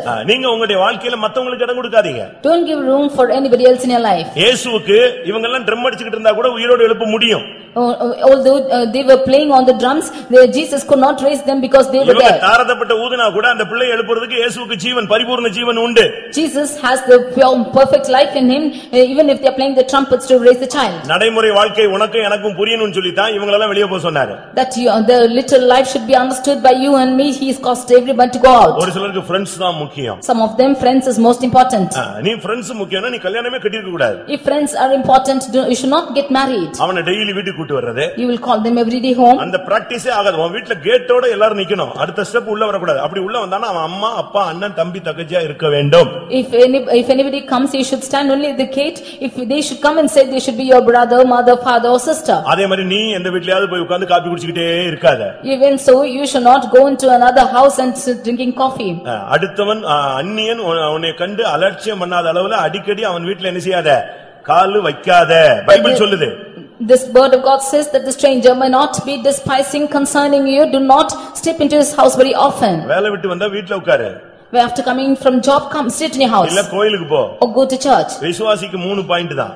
There are only 3 points for a believer. அவன் போக வேண்டிய 3 பாயிண்ட் தான். Or he has to go only for 3 points. ஒன்னு வீடு, இரண்டாவது வேலை, மூணாவது விசுவாச வீடு. One is the house, secondly the job, and thirdly the house of God. இந்த மூணு தவிர அவன் எங்க போனாலும் வாழ்க்கையில் அவன் கெட்டு போக அவன் எத்தனிக்கிறான். Beyond this, if he goes anywhere else, then his life is being spoiled. நீ நேரா வீட்டுக்கு போ, இல்ல விசுவாச வீட்டுக்கு போ, இல்ல தொழில் கூடத்துக்கு போ. இந்த மூணு தவிர நீ வேற எங்கேயும் போகாத. எங்க போனாலும் நீ சிக்கி விடுவாய். Go straight to your house or the business or the house of God, otherwise you will be caught. ஊழியக்காரனுக்கு ரெண்டே ஸ்பாட் தான். The servant of God has only 2 spots. அவசியப்பட்ட விசுவாசி வீடு, இல்லாவிட்டால் விசுவாச வீடு. If necessary, it is the believer's house, or otherwise it's only the house of God. அவசியப்பட்டால் விசுவாசி வீடு. ஒரு சாவோ, ஒரு வாழ்வோ, ஒரு நல்லதோ, கெட்டதோ, ஒரு விசிட்டிங்கோ, ஒரு விசாரிப்போ, அங்கேயே போய் உட்கார்ந்து காபி குடிச்சு, அங்கேயே சாப்பிட்டு, அங்கேயே ட்ரெஸ் மாத்தி, அது விசுவாசி ஊழியம் இல்ல, அது ஃபேமிலி ஊழியம், இண்டிபெண்டன்ட் மினிஸ்ட்ரி அது. If it is only needful, he has to go to the believer's house, not going there and sitting and drinking and chatting and all closing and changing his clothes. அப்படி யாராவது வந்தா எங்க அக்கா மாதிரி இருக்கீங்க, தங்கச்சி மாதிரி இருக்கீங்கன்னா உட்கார்ந்து சாப்பாடு கொடுத்து சாயங்காலம் டிபன் பண்ணிட்டு போங்கன்னு சொல்ல கூடாது. சாப்பிட்டாங்களா ஜெபம் பண்ணுவோம், ரைட் போயிட்டே இரு, அவ்வளவுதான். If anybody comes to your house and say that you are like my brother or sister, you should not make them sit like this. If they come, give the coffee and send them. அந்த point நான் அடுத்து பேசுகிறேன். I speak to the later. Mark 5:37 40 இயேசு சொன்னார், இந்த குடும்பத்தை தாய் தகப்பனை தவிர பேதுரு, யோவான், யாக்கோபை தவிர யாரும் உள்ள வர கூடாது, எல்லாம் வெளியே போன்னு சொன்னார். In Mark 5:37 and 40, Jesus says, except for Peter, James, John and the mother and father, all of them go out. ஏன் பேதுரு வைத்துக் கொண்டார்? Why did he keep Peter? ஒரு உறுதித்தன்மை தேவை. That he might have a standard. வாழ்க்கை சரியான விதத்துல stand பண்ணனும்னா அவன் ஒரு பாறை, நீ ஒரு உறுதியாக இருக்க வேண்டும். If you should stand firm in the life, then he should be a standard like a rock. அடுத்து யோவானை வைத்துக் கொண்டார். Nextly he kept John. யோவான் என்று சொன்னால் அன்பு என்று அர்த்தம். John means love. வாழ்க்கை நல்லா இருக்கணும்னா நீ அன்பா இருந்து பழகு. If your life should be prosper, then you should be loving. யாக்கோபை வைத்துக் கொண்டார். He kept James. யாக்கோபுனா என்ன அர்த்தம்? James means தட்டி வீழ்த்துகிறவன் அர்த்தம். one who is putting down. உன்னுடைய வாழ்க்கையில போராடுகிற சத்துருவை நீ தட்டி கீழே வீழ்த்த வேண்டும். You should put down the enemies which is striving in your life. இத வைத்துக்கொண்டுதான் நீ வாழ்க்கையில நீ ஜெயிக்க முடியும். Only keeping these you can overcome in your life. நம்ம கல்யாணம் கட்டினா வாழ்க்கை பிள்ளை வர்த்திட்டா தாய் தகப்பன் அப்படிலாம் கிடையாது. அது மிருகம் கூட அப்படிதான் செஞ்சிட்டு இருக்கு.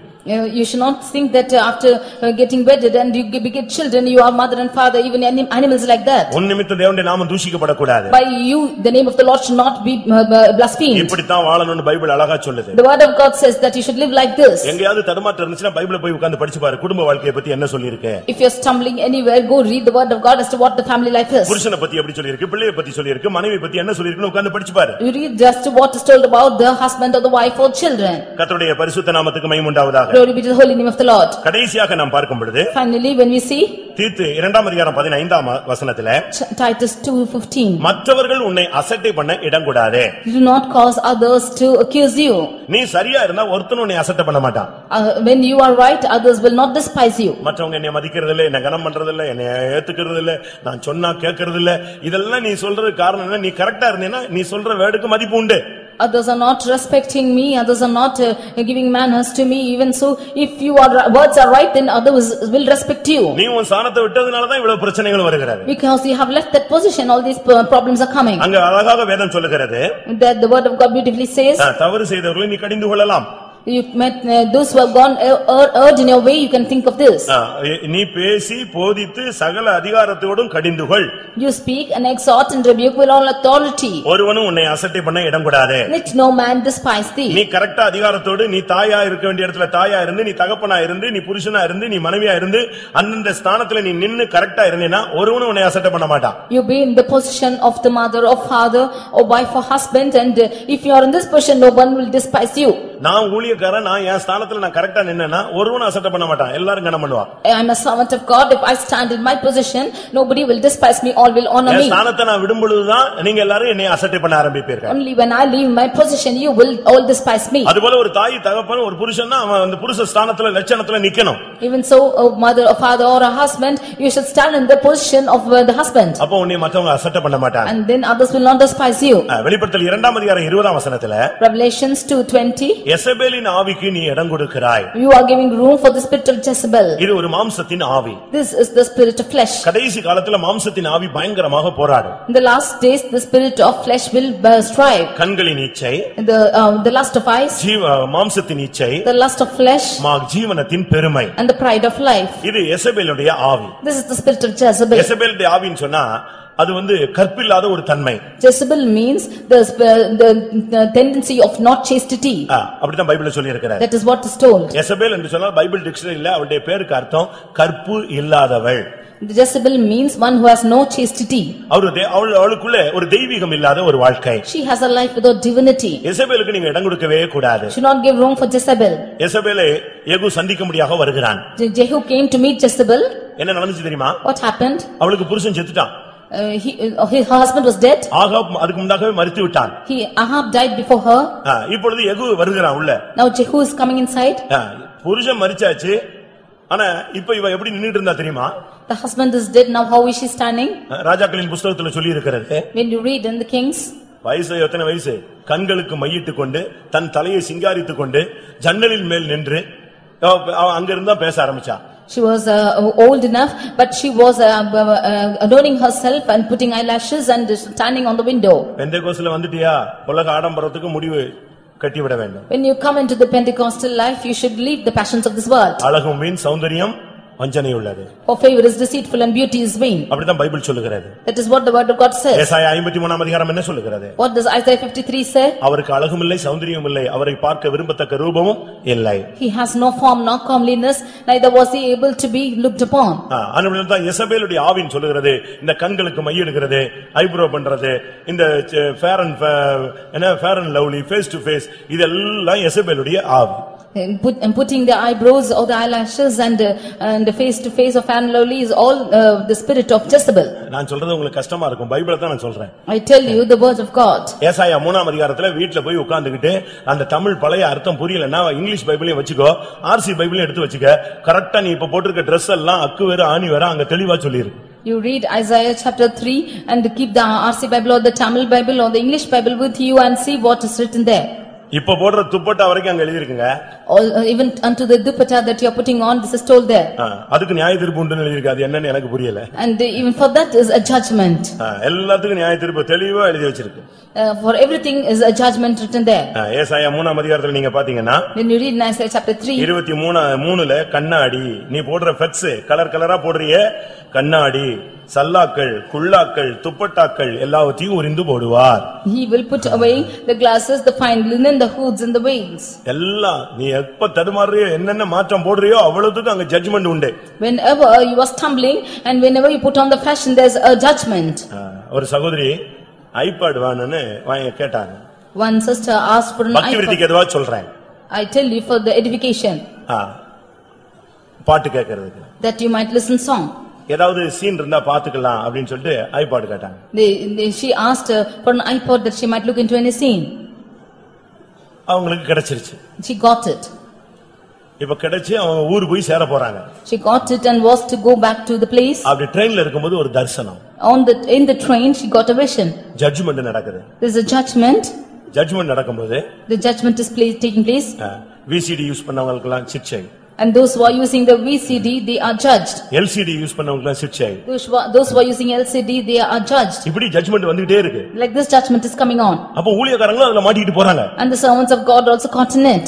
அப்ப இந்த சிஸ்டரையும் பிடிச்சு இழுக்குறாங்க. And they are calling the sister too. இவங்க சொல்றாங்க நான் இப்பதான் வாங்கி இருக்கேன். The sister says, now only I have got it. என்ன நாங்க யூஸ் பண்ணல. I have still not used. இல்ல நீ வாங்கிட்டு இல்ல அந்த ஆவி வந்துருச்சு இல்லையா, உனக்கு அதுக்கு ஜட்ஜ்மென்ட் வா, எங்களோட சேர்ந்து நீயும் வான்னு இழுக்குறாங்க. You have already got it, therefore the judgment is there for you. You come, they said, and they caught her. ட்ரெயின்ல டக்குன்னு முழிச்சிட்டாங்க. And she just looked the train. ஆண்டவரே நியாய தீர்ப்புக்கு எதுவான இந்த ஐபாட் எனக்கு வேண்டாம்னு பிரதிஷ்டை பண்ணியாச்சு. And she consecrated, Lord, this iPod which is against towards the judgment, I do not want it. அவங்க கிட்ட எல்லாம் பேசுறாள், நம்ம ஆளுங்கள்ட்ட பேச மாட்டேங்கறாரே. The Lord is speaking to them, the Lord is not speaking to our people. இவன் இப்பதான் start பண்ணல, இவன் எப்பவுமே உள்ளே இருக்கிறான். He is already into it, he is not yet started. இப்ப வீடுலாம் ஹோம் தியேட்டர் தானே. Now all the homes are home theaters. அந்த காலத்துல இது இவ்வளவு சிறுசா இருந்துச்சு, இப்ப ஃபுல்லா வீடு முழுசும் அப்படியே படுத்துக்கிட்டே நின்னுக்கிட்டே பாத்துக்கிட்டே போலாம். Before it was only small, but now it is applying to the whole house. பிசாசு அழகா உன்னை பரலோகத்துக்கு போக கூடாதுங்கிறதுக்கு என்னென்ன வழி உண்டோ, உனக்கு டிவி வாங்க காசு இல்லையா, கலைஞர் டிவி ஈஸியாவே கையில கிடைச்சிருச்சு. Whatever is easier for you, if you do not have money to get the TV, you are getting in free of cost. ஒரு விசுவாசி சண்டே சர்வீஸ்க்கு வரல. For a Sunday meeting, the believer did not come. ஆனா மனைவி பிள்ளைகள்லாம் வந்துருச்சு. Wife and children came. எங்க brother எங்கன்னு கேட்டா, I asked where your brother is. இன்னைக்கு தான் கலைஞர் டிவி கொடுக்கறாங்களா, அது வாங்குறதுக்கு அவர் நிக்கிறார். இவனை கொண்டு போய் நான் எந்த பரலோகத்துல நான் சேர்க்கிறது? Today only the Kalanyar is giving the TV and he's gone to get it. Whom can we keep this listening? எந்த மனுஷனையும் கிறிஸ்து இயேசுவுக்குள் தேர்னவனா இந்த டிவி வாங்கிட்டு வச்சிருந்தவனா நான் தேர்னவனா கொண்டு போய் நிறுத்தணும்னா நான் எங்க போறது? If you get the TV in your house and keep us and say this verse as to அவனுக்கு ஞாயிற்றுக்கிழமை ஆராதனை விட இதுதான் ரொம்ப முக்கியமா இருக்கு. More than the worship of the Sunday, this is most important. இது வந்துட்ட பிறகு when this comes, எங்க வீட்டுக்காரர் இப்ப வெளியவே போறது இல்ல, எங்க இருக்காரு? வீட்லயே இருக்காரு. Now my husband is not going outside, he is in my house itself. இப்ப வீடு எல்லாம் மாறிடுச்சு. Now what is the house become? தியேட்டரா மாறிடுச்சு. It's become a theater. நான் ஒரு குப்பத்துக்கு ஒரு வீடு விசிட்டிங் போயிருந்தேன். I went to a place for visiting. ஒரு குப்பம் மீனவர்கள் ஏரியா. It's a kuppam. அங்க பாத்தீங்கன்னா ஒரு சின்ன குடிசை. And it's a small hut. அந்த சிஸ்டர் வாரம் சாட்சி சொல்லும். That sister will every week testify. கூட்டத்துக்குலாம் ஓடி ஓடி வரும். She used to come running for the meetings. அன்னைக்கு சாயங்காலம் ஒரு 7 மணிக்கு நான் வீட்டுக்கு போயிட்டேன். That day evening 7 I went to house. அவ்வளவுதான். That is all. நான் போன உடனே அவங்களுக்கு மூச்சு பேச்சே இல்லாம போயிடுச்சு. They could not even utter a word when I went to their house. Brother வந்திருக்கிறார் அப்படினாங்க. They said that brother has come. அவங்களுக்கு என்ன பண்ணனே தெரியல. She did not know what to do. ஏனா ஒரே குடிசை, நம்ம வீடு மாதிரி 7 வாசல் இருந்தா அடுத்த வாசல்ல திறந்து விட்டுறலாம், வெளிய போய்டுவாங்க எல்லாரும். Because it's a small hut and if we had other doors, they've gone out. குப்பத்துல இருக்கிற 17 பேர் உள்ள இருக்கறாங்க அந்த வீட்டுக்குள்ள. The 17 of them, that kuppam is there inside that hut. இவங்க வாலிப பிள்ளைகள் அங்க தான் இருக்கு, வெளிய உள்ள வாலிப பையன் அங்க தான் இருக்கான், ரோட்ல உள்ளவன் பக்கத்து வீடு எல்லாம் உட்கார்ந்து ரொம்ப இன்ட்ரஸ்டா பாத்துட்டு இருக்க நேரத்துல நான் பிசாசு மாதிரி நான் உள்ள போய்ட்டேன். Their young children and neighbors, boys were all sitting inside and watching and very interestedly, and that time I went in as a devil. அப்படிதான் நான் என்ன பிசாசு அப்ப அவங்களுக்கு. At that time I am a devil to the house. அவங்களுக்கு பெரிய தடை அப்ப. It caused a hindrance to them. என்ன பண்ணுன்னு தெரியல. இவங்க சொல்றாங்க, நான் இதுக்கு தான் சொன்னேன் வராதீங்கன்னு சொன்னேன், போங்க எல்லாரும் வெளியே. பாவம் அந்த ஜனங்கள் என்ன ஏசிக்கிட்டே வெளியே போறான். That is why she said, that's why I asked you not to come, all of you get out, all the people scolding me get out. நான் சொன்னேன் சிஸ்டர் அவங்கள எல்லாம் சத்தம் போடாதீங்க நான் போயிட்டு வரேன் first. That I said, sister, do not shout at them, I am going first. உன் லட்சணம் தெரிஞ்சிருச்சு, நீ ஓடி ஓடி கோயிலுக்கு வந்த லட்சணம் ரொம்ப அழகா தெரிஞ்சிருச்சு. I knew the beauty of why you came running to the church now. உன் வீட்ல அந்த 17 வரை வெச்சு ஒரு ஏரியா பிரேயர் நடத்திருந்தேனா அவன் பரலோகத்துக்கு வந்திருப்பான். Had it been an area prayer in the house with all the 17 of them, he would have come to heaven. நீ அவனை கூப்பிட்டு உட்கார வச்சு பாதாளத்துக்கு நீயும் சேர்ந்து போற. You have called all of them into your house and going to hell with yourself. நீ யோசித்து பார். Just think and see. உன்னுடைய வாழ்க்கை எங்க போகிறது? Where is your life going to? எசபேலுக்கு இடம் கொடுக்கறாயா? Are you giving room for Jezebel? மேக்கப்புக்கு இடம் கொடுக்கறாயா? Are you giving room for makeup? Bible அப்படி தான் சொல்லுது. நான் சொல்லல நீங்க வந்து தொரபாஸ்டர் வித்தியாசமா பேசுறன்னு யோசிச்சிர கூடாது. Do not think that pastor speaking differently. அவர் அப்படி தான் பேசுவார். He will speak like that. என்ன பண்றது? நான் பேசி தான் அவனும் நீ கேட்டு தான் ஆகணும். I will have to speak and you will have to listen. எசபேலை Jehu சந்திக்கிறான். Jehu is meeting Jezebel. அப்படி சந்திக்கும் பொழுது என்ன நடந்தது? At his meeting what happened? அவள் எப்படி வந்து நின்றாள்? How did she come and stand? அந்த அபிஷேகத்தோட அவன் வரும் பொழுது When he came with that anointing, அங்க நடந்தது என்ன? what happened there? 2 ராஜாக்கள் 9ஆம் அதிகாரம் 2 Kings chapter 9 30ஆம் வசனத்திலே verse 30. யெகூ இஸ்ரவேலுக்கு வந்தான். Jehu came to Jezebel. அதை எசபேல் கேட்டபோது When தன் கண்களுக்கு Jezebel மையிட்டு தன் தலையை சிங்காரித்துக் கொண்டு ஜன்னல் வழியாய் எட்டி பார்த்தாள். she applied to her eyes and she put on plaited her hair and looked over in the window. அதுவரைக்கும் மேக்கப் போடுறதுக்கு கர்த்தர் அனுமதித்தார். அன்றைக்கு மேக்கப் போட்டதுக்கு கர்த்தர் நியாய தீர்ப்பு கொடுத்து சாகடித்தார். Until then the Lord allowed her to put on the makeup, but then the Lord judged her to death. இந்த எசபேலுடைய ஆவி என்ன தெரியுமா? What is the spirit of Jezebel? ஊழியக்காரங்களை கூட கெடுக்கிற ஆவி. It is even spoiling the servants of God. நீ நல்ல Bible இருந்தா வீட்ல போய் வெளிப்படுத்தல் 2:20 படித்துக்கொள். If you read the word of God, Revelation 2:20, ஊழியக்காரங்களை தவறு செய்யறதுக்கு ஏவுறதுதான் எசபேலுடைய spirit. the spirit of Jezebel is causing even the servants of God to fail. ஊழியக்காரங்களுக்கு உனக்கு ஒரு லிமிட் இருக்கணும். You should have a limit between you and the servants of God. இந்த லிமிட்டை தாண்டி நீ வரக்கூடாது. You should not come inside this limits. இவனும் வரக்கூடாது, நீயும் வரக்கூடாது. He should not come there, neither should you come.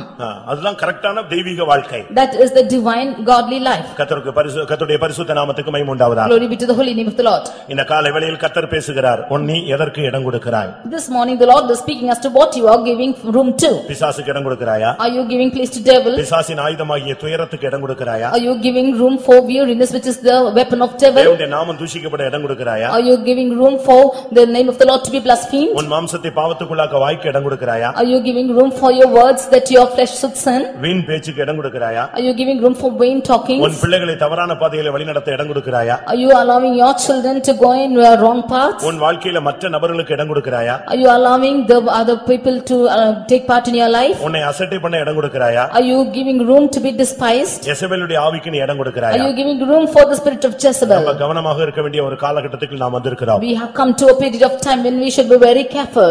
பாருங்க நம்முடைய ஜீவிதத்துல எவ்வளவு தோல்வி வந்தாலும் How much ever failures come into our life, தேவன் நம்மை சத்துருவின் கையில இடம் கொடுக்கவே இல்லை. God is never admitting us to into the hands of the enemy. நான் அதுக்கு சில வசனங்களை சொல்லி முடிக்கிறேன். I will tell certain verses for this and finish. ஆண்டவர் ஒரு மனுஷன் மேல கண்ணோக்கமா இருந்தா அவனை பாவம் செய்ய அனுமதிக்கிறதே கிடையாது. Because the Lord is cautious about a person, he never allows him to sin. தேவனால் பிறந்தவன் பாவம் செய்யான். One who is born of God never commits sin. ஆதியாகமம் 20ஆம் அதிகாரத்தை பார்க்கும் பொழுது When we read in Genesis chapter 20, ஒரு மனிதன் ஒரு தவறு செய்யும்படியாக ஒரு பெண்ணை இழுத்துக்கொண்டு வந்து விட்டான். one man brought a girl to commit error. அது அந்த காலத்துல அது சரியாக இருந்தது. At that times it was right, ஆனாலும் அது தவறு. but that was wrong. கர்த்தர் என்ன செய்தார் தெரியுமா? What did the Lord do? அவன் ஆண்டவர்ட்ட பேசினான், நான் தப்பு பண்ணல ஆண்டவரேன்னு சொன்னான். He spoke to the Lord saying that I have not done wrong. உடனே கர்த்தர் சொன்னார், ஆம் நீ பாவம் செய்ய நான் உனக்கு இடம் கொடுக்கவில்லை. And the Lord said, yes, because I did not admit you to commit sin. சூழ்நிலை மாறிடுச்சு. The situations changed. தவறு நடக்க போகுது.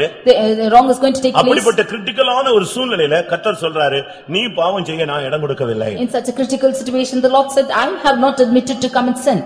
ஒரு புறஜாதி மனுஷன் தவறு செய்யக்கூடாது என்பதில் தேவன் எவ்வளவு கவனமாக இருக்கிறார். See how God is cautious that a stranger also should not commit sin. அப்படியானால் If so, நீயும் பாவம் செய்ய கர்த்தர் இடம் கொடுக்க மாட்டார். The Lord will not admit to you to commit sin. அடுத்ததாக ஆதியாகமம் 31ஆம் அதிகாரத்தில் பார்க்கும் பொழுது Nextly in Genesis chapter 31, Laban அவனுக்கு தீங்கு செய்யும்படியாக புறப்பட்டு வந்தான். Laban came ahead to do evil. கர்த்தர் என்ன செய்தார்? What did the Lord do? யாக்கோபுக்கு தீங்கு செய்ய அவனுக்கு இடம் கொடுக்கவே இல்லை. He did not admit him to cause evil to உனக்கு Jacob. விரோதமாய் பலரும் கைபோட எத்தனிக்கிறார்கள். There were many people who could put on hands on you, உன் பிசினஸ்க்கு தீங்கு செய்யும்படியாக, that he might cause wrong to your business, உன் குடும்பத்துக்கு தீங்கு செய்யும்படியாக, that he might cause evil to your உன் family, ஊழிய ஊழியத்துக்கு தீங்கு செய்ய It முடியாது. may cause evil to your ministry. எப்படியாயினும் உனக்கு தீங்கு செய்யணும்னு பல வல்லமைகள் போராடுகிறது. Many spirits are working that it may cause evil to you. உனக்கு தீங்கு செய்ய அந்த வல்லமைகளுக்கு சக்தி உண்டு. There are powers for that evil ones to cause evil to you. ஆனாலும் உன்மேல் மனதுருகுகிற கர்த்தர் செய்கிற காரியம் என்ன? But the Lord who has compassion on you, what does he உனக்கு do? தீங்கு செய்ய அவர்களுக்கு இடம் கொடுப்பதே இல்லை. He does not admit them to cause evil to you. 1 Samuel 25:26 பார்க்கும் பொழுது 1 Samuel 25:26. அங்கே தாவீது அபிகாயில் சொல்லுகிறாள், நீ ரத்தம் சிந்த கர்த்தர் இடம் கொடுக்கவில்லை. There Abigail says that the Lord did not admit you to bloodshed. ஏனென்றால் நீ ரத்தம் சிந்தினால் தேவனுடைய ஆலயத்தை கட்ட முடியாது. If you should shed blood, you cannot build the temple of God. நீங்கள் தவறு செய்ய கர்த்தர் ஒருபோதும் அனுமதி இடம் கொடுப்பதே இல்லை. The Lord never admits you to do wrong. தவறுகளுக்கு அப்போ தவறுகள் சம்பவித்து விடுகிறதே.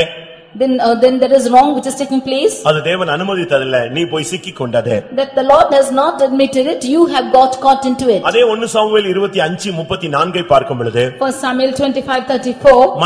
மற்றவர்களுக்கு நீ பொல்லாப்பு செய்ய கர்த்தர் உனக்கு இடம் கொடுக்க மாட்டார். The Lord will not allow you to hurt the others. நீ கர்த்தருக்காக நிக்கணும் நீ எப்ப ஆசைப்பட்டியோ அப்படி நீ கர்த்தருக்காக நிக்கணும் நீ பிளான் பண்ணினா உன்னை கரெக்டான பாதையில கர்த்தர் நடத்துவார். தவறுகளுக்கு இடம் கொடுக்க மாட்டார். When you want to live for the Lord, then the Lord will not allow you to hurt others and cause error. 1 நாளாகமம் 16:21 பார்க்கும் பொழுது 1 Chronicles 16:21. அங்க என்ன சொல்லி இருக்கிறது? What is told there? உன்னை ஒடுக்க சத்துருவுக்கு அவர் இடம் கொடுக்கிறது இல்லை. He will not allow the enemy to empower you. எவ்வளவு அருமையான தேவன் பாருங்க. See what a beautiful God நீ is. எவ்வளவோ நேரம் பிசாசுக்கு இடம் கொடுத்துற, ஆனா சத்துரு உன்னை ஒடுக்கிறதுக்கு அவர் பெர்மிட் பண்றதே கிடையாது. You have given room for Satan at many times, but he did not suffer the enemies to take over you. 1 நாளாகமம் 16:21 வாசிக்கலாம். 1 Chronicles 16:21. அங்க என்ன சொல்லப்பட்டிருக்கிறது? What is told there? அவர்களை ஒடுக்கும்படி ஒருவருக்கும் இடம் கொடாமல் அவர்களை ஒடுக்கும்படி ஒருவருக்கும் கர்த்தர் இடம் கொடுக்கவில்லை. He suffered no man to do them wrong. இன்றைக்கு வரைக்கும் உன்னை எந்த வல்லமை மேற்கொள்ளாததுக்கு காரணமே கர்த்தர் அதுக்கு இடம் கொடுக்கவே இல்லை. The reason for the past not to empower you is the Lord did not admit them. பேதுருடைய விஷயத்துல கர்த்தர் பேசும் பொழுது When the Lord spoke concerning Peter, உன்னை சுலகினால் புடைக்க அவன் உத்தரவு கேட்டான். he had caused me to swift you. நானும் உன்னுடைய விசுவாசம் ஒளிந்து போகாதபடி உனக்காக பிதாவினிடத்தில் வேண்டிக் கொண்டேன். But I pleaded to the Father that your faith fail not. பாத்தீங்களா, உங்களை ஒடுக்கிறதுக்கு கர்த்தர் அனுமதி கொடுக்கிறதே இல்ல. The Lord never admits you to be accused. பிசாசுக்கு பெர்மிட் கொடுத்தா நீ என்ன ஆகிறது? If the Lord give room for the Satan, what will happen to you? யோபுவினுடைய விஷயத்துல கை மாறினான் தான் பைபிள் சொல்லுது. In the matter of Job, it said that he crossed his hands. கைதான் மாறினது.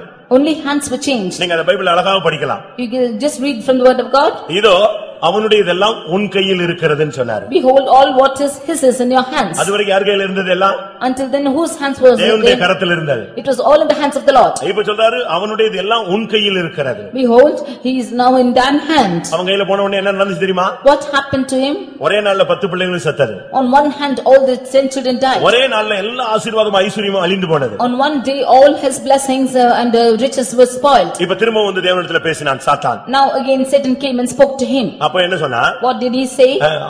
அவனை நீர் நல்லா வச்சிருக்கிறீன்னு சொன்னான். But you have kept him in well state. அப்பொழுது கர்த்தர் என்ன சொன்னாரு? Now what the Lord said? இதோ அவன் உன் கையில் இருக்கிறான். Behold, he is in thine hand. அவனுடைய பிராணனை மாத்திரம் விட்டு விடுன்னு சொன்னார். But save his life. அப்ப இப்போ யோபு அவருக்கு அவன் கையில போன உடனே என்ன நடந்துச்சு? உடம்பெல்லாம் வாதை. Now when Job went into Satan's hands, then he was smote in his அப்ப கை body. மாறினா என்ன நடக்குதுன்னு பாரு. Then when hands are changed, see what's happening. ஆனால் புதிய ஏற்பாட்டிலே உன்னை ஒடுக்க எந்த வல்லமைக்கு இடம் கொடுக்கவில்லை. But in the New Testament, the Lord did not allow any power to empower you. கடைசியாக Finally, முதலாம் கொரிந்தியர் 10:13 அடிப்படையில் 1 Corinthians 10:3. திராணிக்கு மேலாக சோதிக்கப்பட அவர் உனக்கு இடம் கொடுக்கவே இல்லை. More than your ability, he never allows you to be tempted. உன்னுடைய கிருபை உனக்கு அளிக்கப்பட்ட கிருபைக்கு ஏற்றவர்தான் போராட்டங்கள். According to the grace he has given you, you have trials. உனக்குள்ள இருக்கிற பலத்தின்படி தான் உனக்கு போராட்டங்கள். According to the strength in you, you are facing உன்னுடைய problems. திராணிக்கு மிஞ்சி ஒரு வல்லமை உன்னை தொட அவர் இடம் கொடுப்பதே இல்லை. He never allows any power to touch you more than your ability. பாருங்க, பாவம் செய்ய உனக்கு தீங்கு செய்ய உன்னை ஒடுக்க உன்னை சோதிக்கப்பட அவர் இடம் கொடுக்காமல் உன்னை பாதுகாக்கிறார். ஆனால் நீயோ எங்கேயோ போய் சத்துருவுக்கு இடம் கொடுத்து விடுகிறாய். He is preserving you from committing sin or from doing hurt or evil, but you are entangling yourself to any enemy. பிசாசுக்கு இடம் கொடுக்காமல் உன்னை பாதுகாக்கிறார். He is preserving you from the hands of the devil. தீங்கின் வல்லமைக்கு இடம் கொடுக்காமல் உன்னை He is பாதுகாக்கிறார். preserving you from every evil thing. அதிக சோதனைக்கு இடம் கொடுக்காமல் உன்னை பாதுகாக்கிறார். He is preserving you from more temptations. ஆனால் நீ உன்னுடைய நிலவரம் எப்படி இருக்கிறது? But how is your state? எபேசியர் சபை பிசாசுக்கு இடம் கொடுத்து விடுமோ என்று ஒரு பயத்துல ஒரு எச்சரிப்பின் வசனத்தை சொன்னார். பிசாசுக்கு இடம் கொடாமல் இருங்கள். He feared whether the Ephesian church will give room for the place to devil. Therefore he said, neither give place to இந்த devil. பிரசங்கத்தை நீ ஆவியானுடைய உதவியோடு கேட்டிருந்தா உனக்கு சில உணர்த்துதல்கள் உண்டாயிருக்கும். If you had with the Spirit of God listened to the word of God, then the urging of the Spirit will be there in you. இந்த விஷயத்துல நான் இடம் கொடுத்துட்டேன், இந்த விஷயத்துல இடம் கொடுத்திருக்க கூடாது, இந்த இடத்தை நம்ம இப்ப சரிப்படுத்தணும் இப்படிங்கிற ஒரு தூண்டுதல் உனக்கு வந்திருக்கலாம். You will have an urging within you that I should not have lived like this. I have given praise to this place and that place and should rectify myself. என் வாழ்க்கையில் தேவனுக்கு பிரியமில்லாத காரியங்களுக்கு இடம் கொடுத்து விட்டேன் என்று உணர்கிறவர்கள் கண்களை மூடுங்கள். Those who feel that you have given room for the place of devil in your lives, you close your eyes. இடம் கொடுத்தது தவறு என்று ஒத்துக்கொள்கிறவர்கள் முழங்கால் படியிடுங்கள். Those who accept that you have done wrong and given place for devil, you kneel down. இனிமேல் நான் இடம் கொடுக்க மாட்டேன் என்று தீர்மானியுங்கள். You determine not to give place anymore. இனிமேல் கர்த்தாவே உமக்கு மாத்திரம்தான் என் வாழ்க்கையில இடம் உண்டு. Lord, hereafter I have place only for you in my life. இனிமேல் சாத்தானுக்கு என் குடும்பத்திலேயோ என் தொழிலிலேயோ என்னுடைய வாழ்க்கையிலேயோ என்னுடைய விசுவாச வாழ்க்கையிலேயோ அவனுக்கு இடம் கிடையாது. There's no more Satan in my life or in my family or in any of my business. என் வார்த்தையில அவனுக்கு இடம் கிடையாது. There is no place in my N words. சிந்தையில அவனுக்கு இடம் There கிடையாது. is no place in my thoughts. என் பார்வையில அவனுக்கு இடம் கிடையாது. There is no place in my sight. என் இருதயத்துல அவனுக்கு இடம் கிடையாது. There is no place in my heart. என்னுடைய ஊழியத்துல அவனுக்கு இடம் There கிடையாது. is no place in my ministry. எத்தனை பேர் அப்படி சொல்லுகிறீர்கள்? How many of you say so? எல்லாரும் சில நிமிடங்கள் கண்களை மூடி முழங்கால் படியிட்டு நான் பிசாசுக்கு இடம் கொடுத்தது தவறு ஆண்டவரே, இனிமேல் இடம் கொடுக்க மாட்டேன் என்று வாயை திறந்து அறிக்கையிடுங்கள். Closing your eyes and kneeling down, you say, Lord, it is wrong that I have given room for the devil.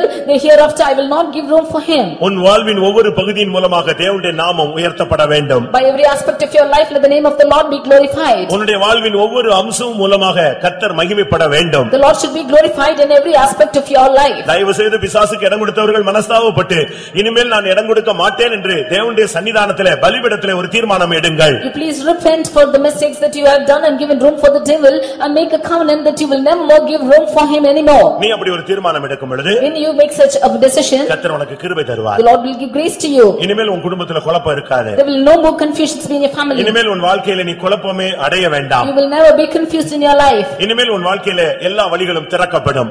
All the ways will be opened in your life. எத்தனை பேர் அதை வாஞ்சிக்கிறீர்கள், விசுவாசிக்கிறீர்கள்? How many of you desire and believe it? கர்த்தருடைய வார்த்தையை விசுவாசிக்கிறவர்கள் கர்த்தருடைய கரத்திலே சமர்ப்பியுங்கள். Those who believe in the word of the Lord, you hand over yourself in the hands of the Lord. இன்றைக்கு அவனுக்கு இடம் கொடுத்த இடங்கள் எல்லாம் அடைத்து விடுங்கள். Oh, you just put over all the ways that you have given room for devil. கர்த்தருக்கு இருதயத்தை திறந்து இடம் கொடுங்கள். You allow God to open your heart. இனி உன் வீட்ல அவர் வரட்டும். Let God come into your house. உன் இருதயத்திலே அவர் வரட்டும். Let him come into your heart. உன் வார்த்தையிலே அவர் வரட்டும். Let him come into your words. எத்தனை பேர் அப்படி ஒப்பு கொடுக்கிறீர்கள்? How many of you yield like this? ஆண்டவரே, இனிமேல் நான் பிசாசுக்கு இடம் கொடுக்க மாட்டேன். வாயை திறந்து சொல்லுங்க You பார்க்கலாம். confess, Lord, I will not give room for devil. நீ இடம் கொடுக்க மாட்டேன்னு சொன்ன உடனே அந்த இடத்தை கர்த்தர் வந்து நிரப்பி விடுவார். When you say that you will not give room for the devil, the Lord will come and fill your place. ஆமென். உன் வீடு ஒரு ஆவி துரத்தப்பட்டது. In your house there is a spirit which is chased out. அந்த ஆவி போன பின்பு When that spirit is going out, அது தான் விட்டு வந்த வீட்டுக்கு திரும்பி வந்ததாம். it will come back to the place that it's left. அந்த இடத்துல இடம் இருந்தது. In that place there was vacant place. எப்படி இருக்கும் பாருங்க. See how it is. அந்த பிசாசு போன பின்பு அந்த இடத்துல இயேசுவுக்கு இடம் கொடுத்திருக்க வேண்டும். When that Satan has gone out of that place, they should have given room for God. ஆனா பிசாசு துரத்தின பின்பு தேவனுக்கு இடம் கொடுக்காம அப்படி ஒரு கவனீனமான ஒரு வாழ்க்கை. But after the Satan is gone, they have led a reluctant life without giving room for God. என்ன நடந்தது தெரியுமா? What happened? பிசாசு தன்னிலும் பொல்லாத 7 ஆவியை அழைத்துக் கொண்டு அந்த வீட்டுக்குள்ளே மறுபடி புகுந்து விட்டது. Satan brought 7 evil powers more than itself and entered into that house. இன்றைக்கு அந்த உன் வீட்ல இருந்து பிசாசு வெளியே போறது மாத்திரமல்ல, அந்த இடத்தை கிருபை நிரப்பட்டும். Today not only Satan goes out your house, let the grace be filled in that house. விசுவாச வல்லமை நிரப்பட்டும். Let that house be filled with faith. நல்ல பிரதிஷ்டைகளால் நிரப்பிக் கொள்ளுங்கள். Let it be filled with consecrations. அந்த இடத்துல தேவனுடைய அபிஷேகம் நிரப்பட்டும். Let the anointing fill that place. இனிமேல் உனக்குள்ளே பிசாசுக்கு இடம் கிடையாது. Hereafter there is no room for devil in your house.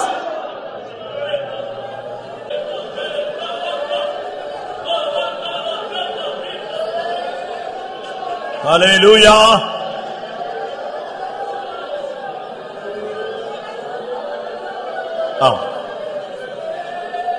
என்னுடைய வசனத்துக்கு நடுங்குகிறவனை நான் நோக்கி பார்ப்பேன் என்ற ஒரு வார்த்தை வருகிறது. எத்தனை பேர் ஃபீல் பண்றீங்க? வார்த்தையினால் உணர்த்தப்பட்டவர்கள் எத்தனை பேர்? ஆம் ஆண்டவரே, நான் பிசாசுக்கு இடம் கொடுத்து விட்டேன். ராபோஜன விஷயத்துல, காணிக்கை விஷயத்துல, ஆவிக்குரிய விஷயங்களிலே எத்தனை பேர் உணர்கிறீர்கள்? கோபத்தினால், எரிச்சலினால், வார்த்தையினால் மற்றவர்கள் அசட்டை பண்ண நான் இடம் கொடுத்து விட்டேன். எசபேலின் ஆவிக்கு நான் இடம் கொடுத்து விட்டேன்.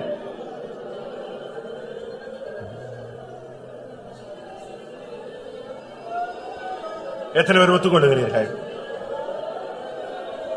வீண் வார்த்தைக்கு நான் இடம் கொடுத்து விட்டேன். துயரத்துக்கு நான் இடம் கொடுத்து விட்டேன். எனக்கு கிடைத்த நேரத்தில் எல்லாம் உட்கார்ந்து அழுது அழுது நேரத்தை வீணாக்கிட்டேன். சுவாமி, உம்முடைய நாமம் தூஷிக்கப்பட நான் இடம் கொடுத்து விட்டேன். மன்னியும் ஆண்டவரே. உங்கள் வாழ்க்கையில் அந்நியனுக்கு நீங்கள் இடம் கொடுத்திருக்கிறீர்களோ? எல்லாரும் கைகளை கீழே போடுங்க. வேத வசனத்தின் அடிப்படையில் நான் கேட்ட வார்த்தைகளை உணரும் பொழுது நான் பிசாசுக்கு இடம் கொடுத்திருக்கிறேன் என்று ஒத்துக்கொள்கிறேன் சொல்றவங்க இப்பொழுது கைகளை உயர்த்துங்கள். ஏதாவது ஒரு சந்தர்ப்பத்தில் 100% அல்ல, 1%, 1% நான் இடம் கொடுத்துட்டேன். இல்ல, அநேக சதவீதங்கள், அதிக சதவீதங்கள் நான் இடம் கொடுத்துட்டேன். இன்னைக்கு நான் உணர்த்தப்பட்டேன். ஆண்டவரே, இனிமேல் நான் இடம் கொடுக்க கூடாது என்று தீர்மானித்திருக்கிறேன். இனி நான் இடம் கொடுக்காமல் என்னை பாதுகாத்துக் கொள்ளும். எனக்கு ஒரு கிருபைதாரும், கரெக்டான நேரத்தில் ஆலோசனை சொல்லித்தாரும். கர்த்தர் நீர் என்னோடு இரு ஆண்டவரே. இனிமேல் என் வாழ்க்கையில எந்த சூழ்நிலையில் நான் இடம் கொடுக்க கூடாது.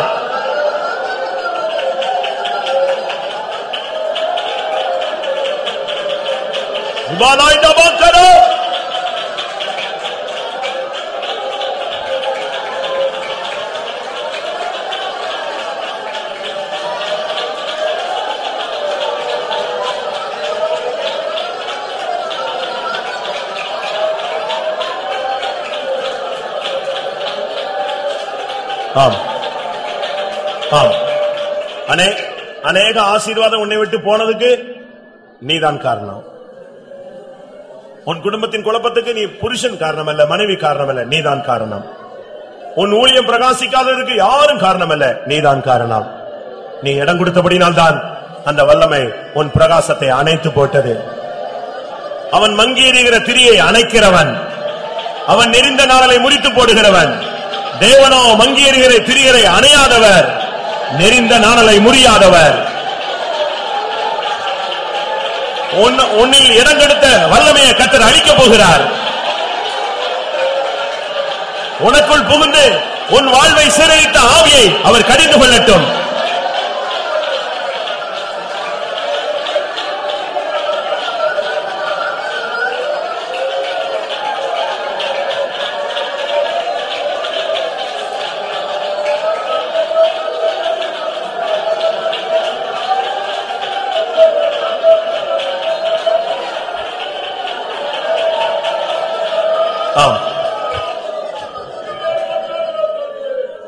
ஒரு குடும்பத்தை எனக்கு தெரியும். 2 வருடமாக அவர்கள் பேச்சுவார்த்தை கிடையாது. ஆனால் ஒரே வீட்டில் இருந்தார்கள். 2 பேருக்கு சுத்தமா கான்டாக்டே கிடையாது. ஆனால் ஒரு பெரிய குழப்பம் வந்தது. சண்டை போட வேண்டிய ஒரு சூழ்நிலை, குடும்பம் பிரிய வேண்டிய சூழ்நிலை. நான் அடிக்கடி அந்த வீட்டுக்கு போய் அவர்களுக்கு சொல்லியிருந்தேன், நாம் தாழ்ந்து போனால் குடும்பம் சரியாகிவிடும். புருஷனும் மனைவியும் ஒரு 20 நிமிடம் பேசினார்கள். கடைசியாக அந்த சகோதரி இறங்கி வந்து, நானும் நடந்து கொண்டது தவறுதான் அப்படின்னு சொல்லி ஒத்துக்கொண்ட போது அந்த பிரச்சனை அன்றைக்கு முடிவுக்கு வந்தது. அதனுடைய சரியான அர்த்தம் என்ன தெரியுமா? சாத்தானுடைய தலையை அந்த சகோதரி நசுக்கி விட்டாள். ஆம், உன் வீட்டில் சிசரா படுத்து கிடக்கிறான். அந்நிய வல்லமை உன் வீட்டில் புகுந்து படுத்திருக்கிறது. யாகேலை போல ஒரு ஆணியை எடுத்துக்கொண்டு, கூடார ஆணி எடுத்து அவன் தலையில் அடிப்பாயாக. சத்துருவை நியாயம் தீர்ப்பாயாக. உன் குடும்பத்தை அலக்களிக்கிற ஆவியை எதிர்த்து நில், இடங்கூடாத. உன் தொழிலை தடுக்கிற ஆவியை எதிர்த்து நில், இடங்கூடாத. உன் ஊழியத்தை தடுக்கிற ஆவியை எதிர்த்து நில், இடங்கூடாத.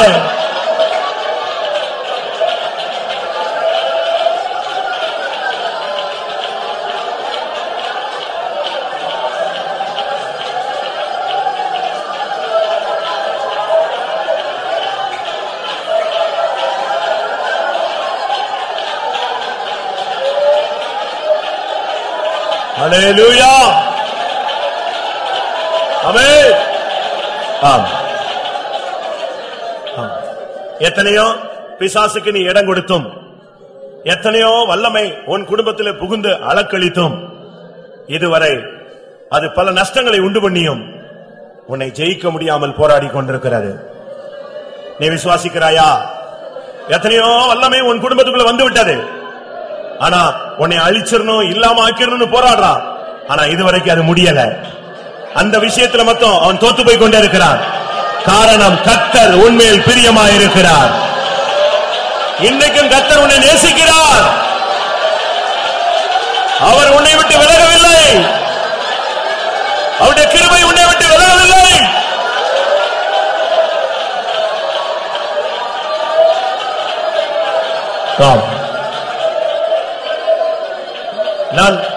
நான் மறுபடியும் சொல்லுகிறேன், நீ இடம் கொடுத்தாய், உன் புருஷன் இடம் கொடுத்தான், உன் மனைவி இடம் கொடுத்தாள், உன் பிள்ளைகள் இடம் கொடுத்தார்கள், உன் ஊழியத்தில் நீ அவனுக்கு இடம் கொடுத்தாய். உன்னை பல விதங்களிலே அவன் புடைத்து விட்டான். ஆனால் உன்னை அழிக்க முடியவில்லை. அதுக்கு காரணம், கர்த்தர் உன்னோடு இருக்கிறார். அவருடைய கிருபை உனக்கு இருக்கிறது. அவருடைய அபிஷேகம் உனக்கு இருக்கிறது. அவருடைய இரக்கம் இன்றைக்கு உனக்கு உண்டு.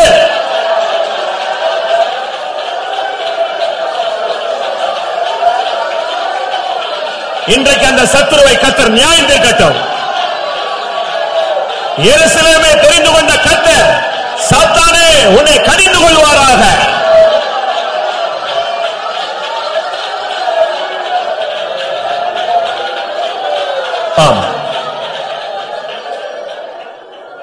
அந்த யோசுவா கர்த்தருடைய சமூகத்தில் வந்து தேவனுக்கு முன்பாக நின்றான்.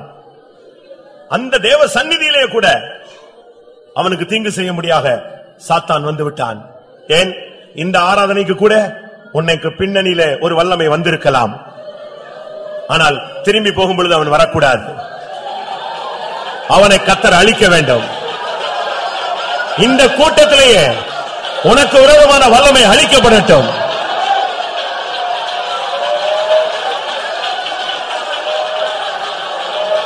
நீ திரும்பி போகும் பொழுது தேவ சமூகத்தோடு போ,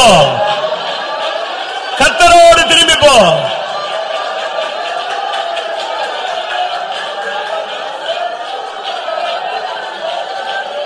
ஆமா. உனக்கு எதிராக உருவாகும் ஆயுதம் வாய்த்தாலே போம் என்று உரைத்திருந்தோ. உனக்கு எதிராக உருவாகும் ஆயுதம் வாய்த்தாலே போம் என்று உரைத்திருந்தோ.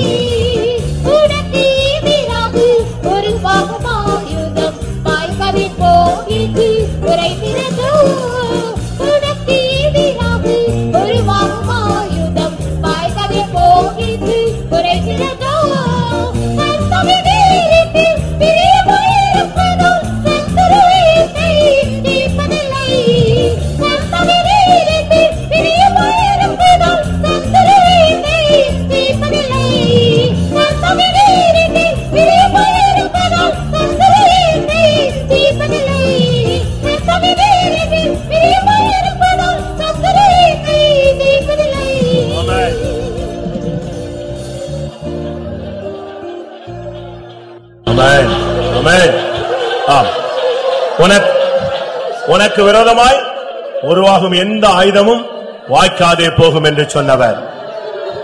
உனக்கு விரோதமாய் உனக்கு எதிராக எழும்பும் ஆயுதம் வாய்க்காதே போகும் என்று உரைத்தவர். அவர் சொன்னது அப்படியே நிறைவேறும்.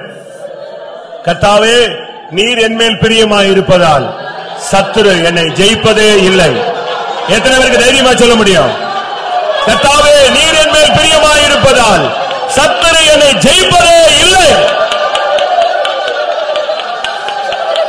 உனக்கு எதிராக உருவாகும் ஆயுதம் வாய்க்காதே போகும் உரைக்கிறதோ. உனக்கு எதிராக உருவாகும் ஆயுதம் வாய்க்காதே போகும் உரைக்கிறதோ.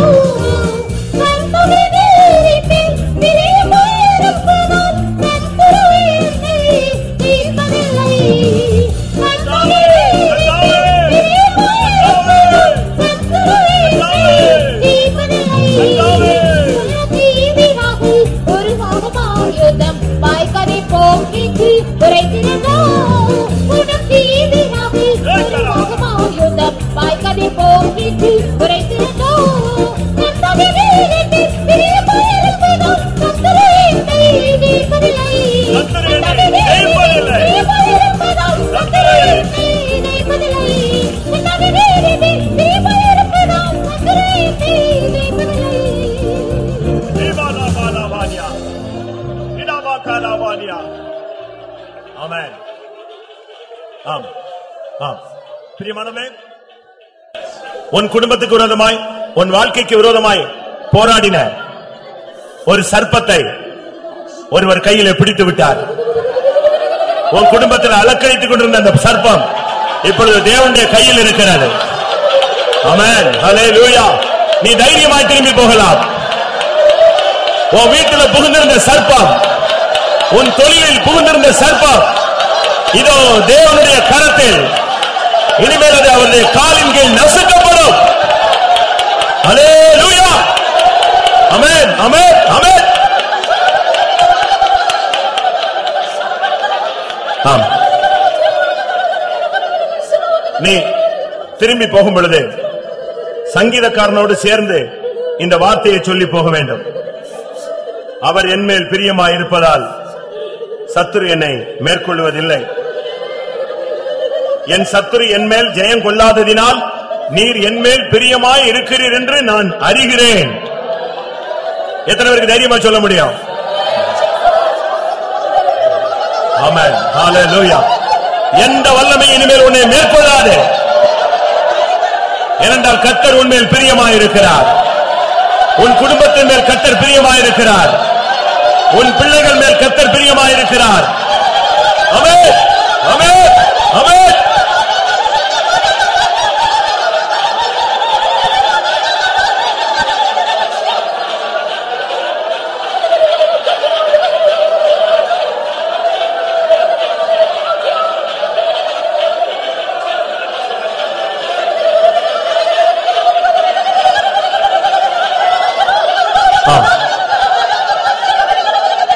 நீ சாத்தானுக்கு இடம் கொடுக்க மாட்டேன் என்று நீ தீர்மானித்தபடினால் இனிமேல் எந்த ஒரு வல்லமைக்கும் உன்மேல் அவர் இடம் கொடுக்க மாட்டார். எழுதி வைத்துக்க, ஒரு வசனம் போல எழுதி வைத்துக்க. நீ இடம் கொடுக்காதபடியினால் இனிமேல் அவரும் எந்த வல்லமைக்கும் உன்மேல் இடம் கொடுக்க மாட்டார். ஹல்லேலூயா. அந்த வல்லமையை கர்த்தர் நியாயம் தீர்த்து விட்டார். ஹல்லேலூயா. ஏய் பாக்கரா பாக்கத்தினா பாக்கரா பானியா. ஏய் பனா பாக்கரா பாக்கத்தினா பானா கதர. கர்த்தாவே நீர் என்மேல் பிரியமாயிருப்பதால் சத்துரு என்னை ஜெயிப்பதில்லை. கர்த்தாவே நீர் என்மேல் பிரியமாயிருப்பதால் சத்துரு என்னை ஜெயிப்பதில்லை. கர்த்தாவே நீர் என்மேல் பிரியமாயிருப்பதால் சத்துரு என்னை ஜெயிப்பதில்லை. கர்த்தாவே நீர் என்மேல் பிரியமாயிருப்பதால் சத்துரு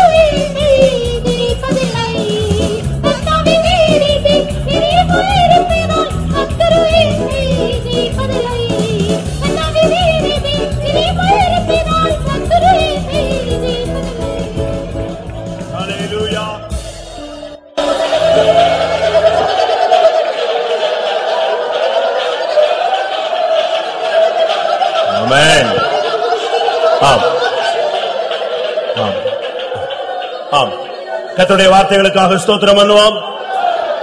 Praise the Lord, praise the Lord.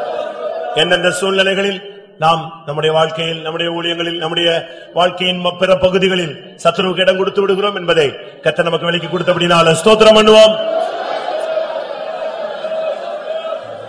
நாம் சில சூழ்நிலைகளில் அப்படிப்பட்ட இடங்களுக்கு கொடுத்தாலும் கர்த்தர் நமக்கு விரோதமாய் சத்துருவை அனுமதிக்காமல் கர்த்தர் பாதுகாத்து இடங்கடாமல் நம்மை வேலையடைத்து பாதுகாத்து வருகிற தயவுக்காய் ஸ்தோத்திரம் பண்ணுவோம்.